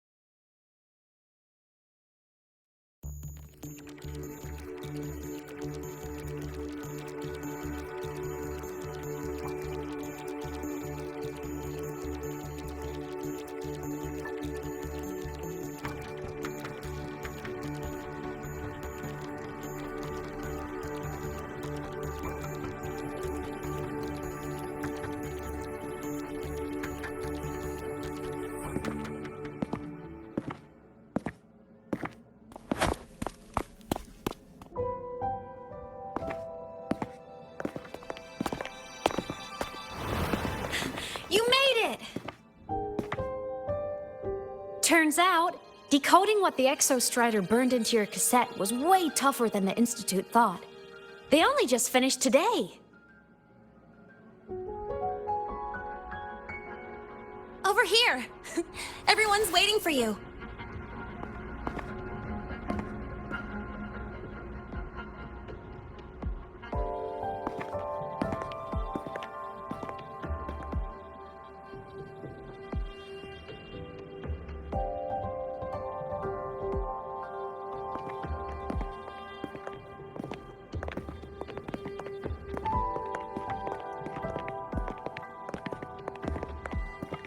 What could it possibly be?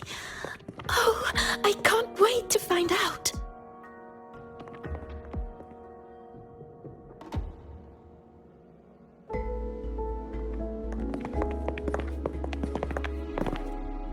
The Far Watcher. I have to admit, I was genuinely surprised when you handed me this tape and said that name. You said it was one of the 9 interstellar space probes, launched before the etheric sea engulfed Solaris. Correct. The 9 stars on the Space Trek Collective's emblem represent those probes. Ever since then, Solaris never received another signal from them. Not a single one. Until today. Professor Mornier, you may begin playback.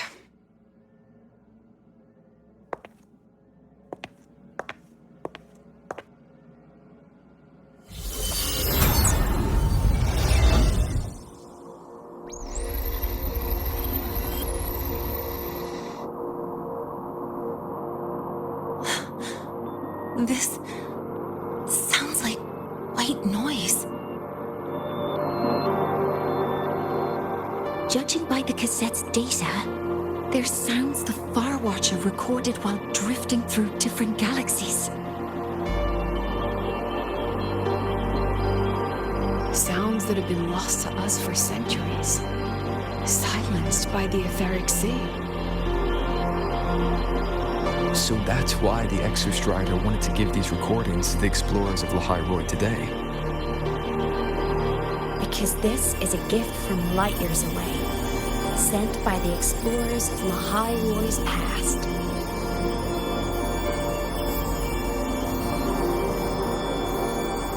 Echoes from the sea of stars.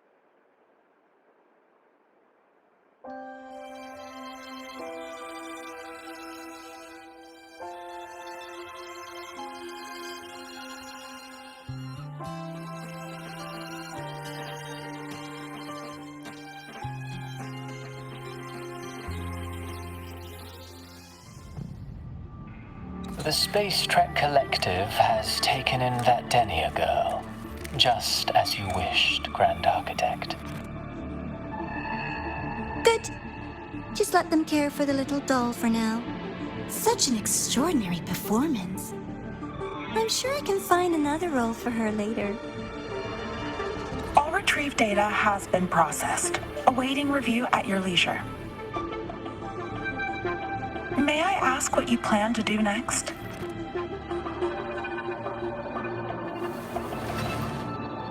We're progressing everywhere, it seems. I've dallied in La Hyrule long enough.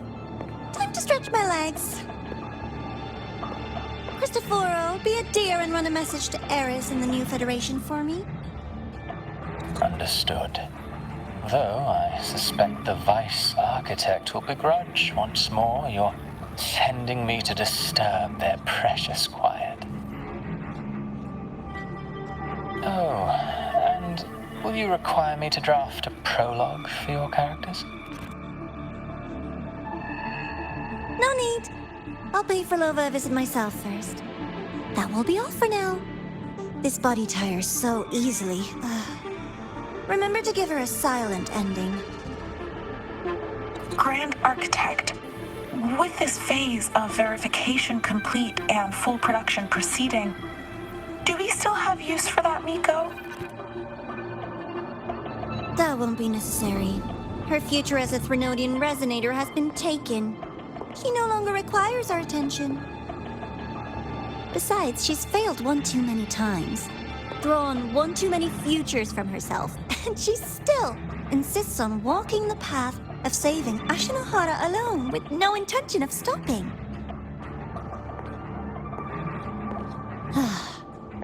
Every step she takes only deepens that obsession.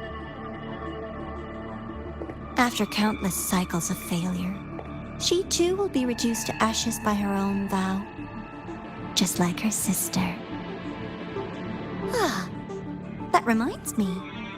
Zashiki Warashi has brought us some rather interesting news.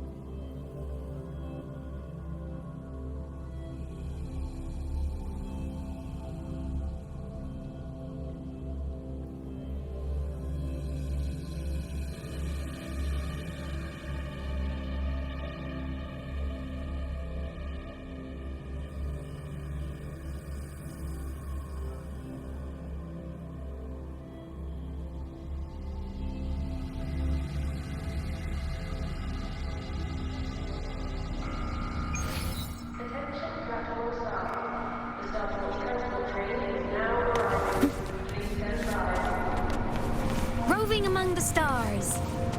First, no quick thrills. Second, no standing on track.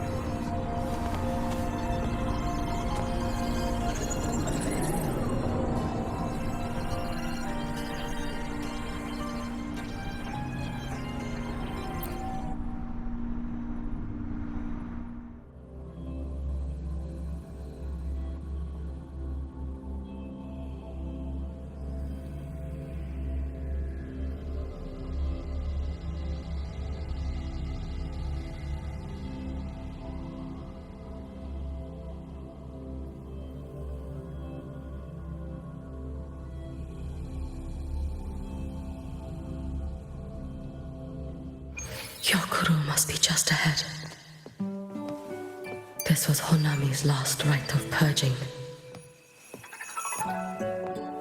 All is settled. Only one final thing remains. I have truly kept you waiting for too long, Gyokuro.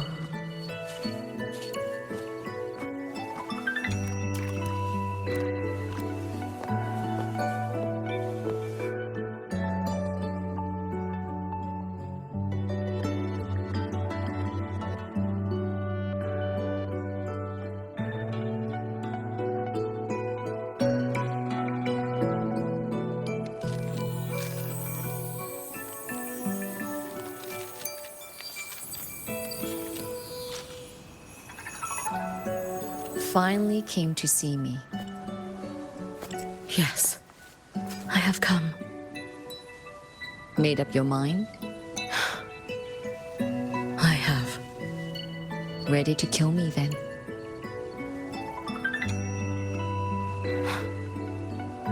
Yes. Oh, has my little Hyuki grown so confident that she can best me without even drawing her blade? Now, don't forget who taught the Miko of Eternal Flaming Sakura. Can't show a little respect to your elder? You call what you did to me teaching, Gyokuro?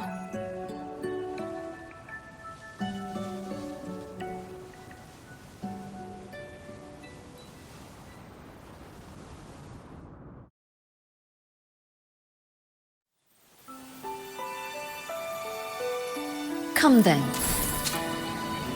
Miko of Eternal Flaming Sakura.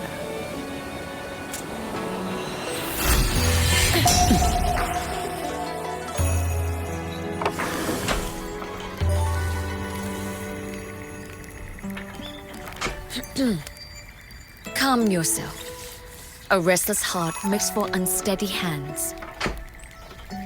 But I do not wish to learn this. Then what do you wish to learn?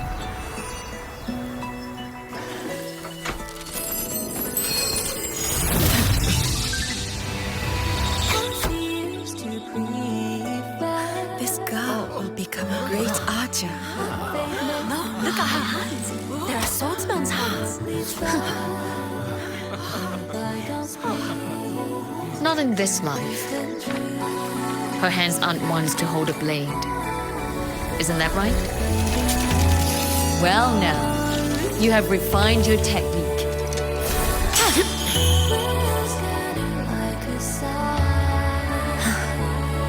Hyuki, do not let the Suzu bind your fate.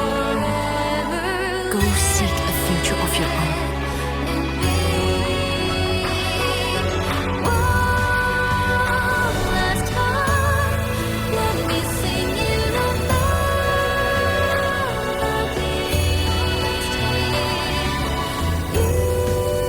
Focus, Hyuki.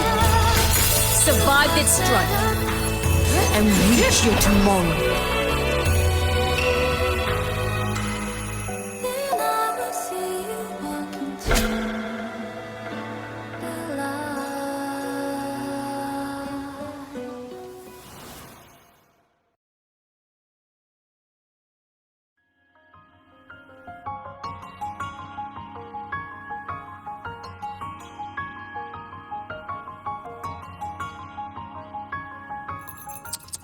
You have mastered many skills from others, but have yet to master the blade work of your own flaming Sakura clan.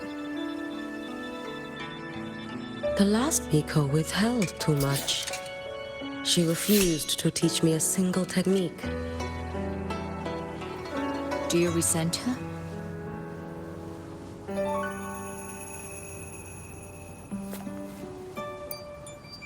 I do. Even now? Every moment.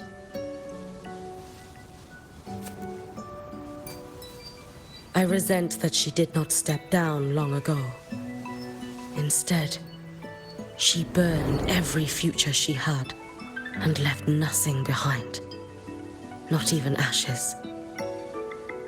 I resent that she did not pass her skills to me. That she sent me away each time she trained. Now, there is nothing of her left in me. Hyuki. I resent that she always told me to be myself, yet chose a death that was nothing like herself. And you resent that even after dying?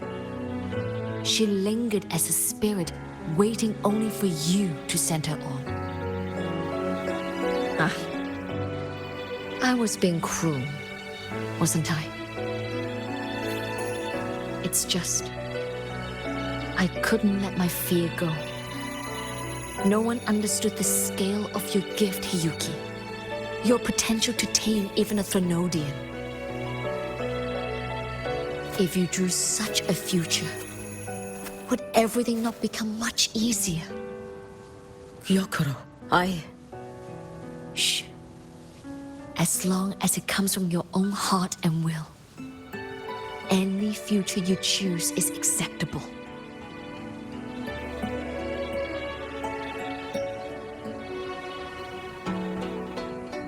But if our little Hyuki truly became a Threnodian resonator, well, I'd have no choice but to follow family law and send us both on our way. I have already burned that future. I accepted the Sutsu of my own will. I chose to become the Miko of Flaming Sakura. I know why you refused to teach me your swordsmanship. You never wanted there to be another Miko after you.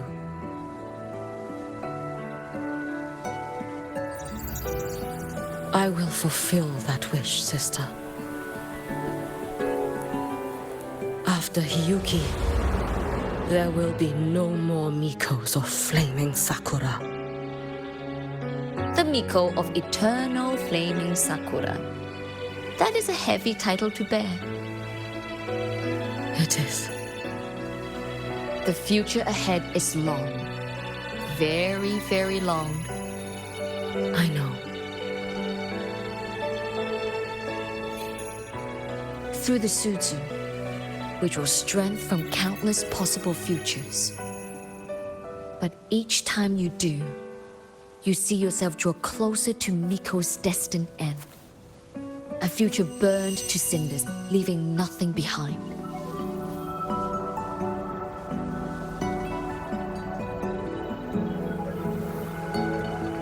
Yes.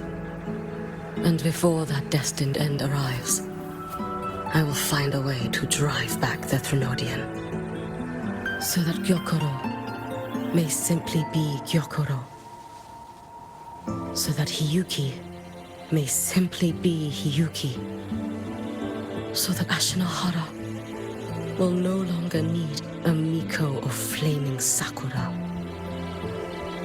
You have grown up, a little Hyuki.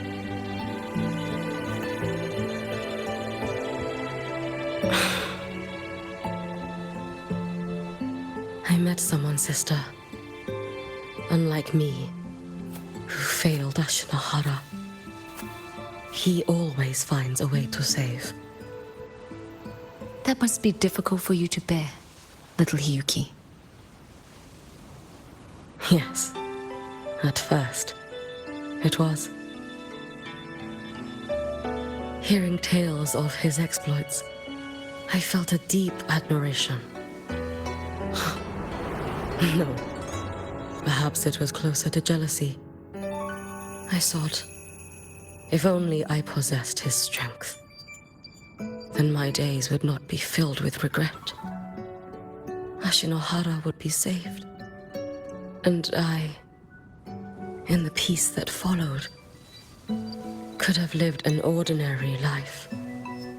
But upon meeting him, I came to understand. Even a great savior carries many pains and failures. And the path of a savior is walked not alone, but alongside countless others. Gyokuro. Yes? I have always admired you as the Miko of Flaming Sakura. And I have always held you in the highest honor. Even if one day I am burned to ashes. Because of you. Because of him. Because they all exist. I am never truly alone.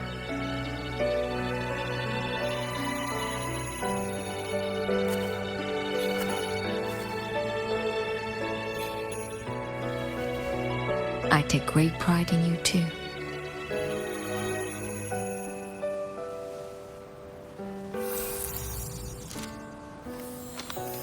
Go on, Shiratori. Fly to where your heart desires.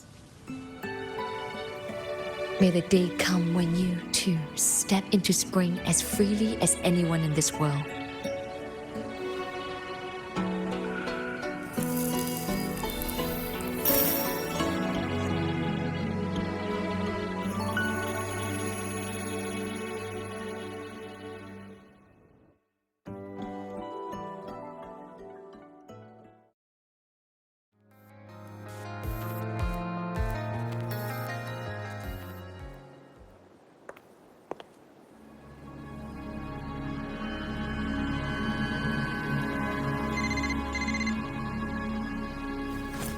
Greetings, Miko of Flaming Sakura.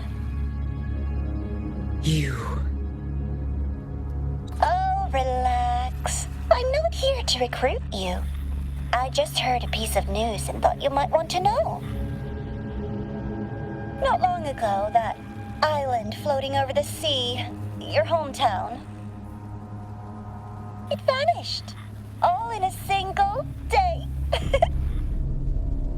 Congratulations on your wish coming true, Lady Miko.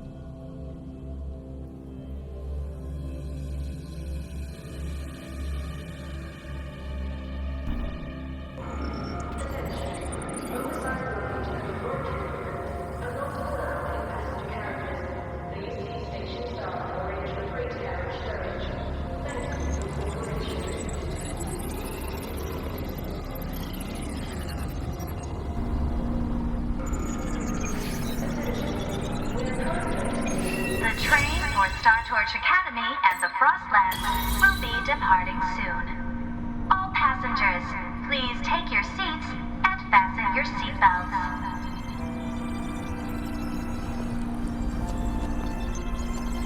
Void storm hazard level at transit stop low.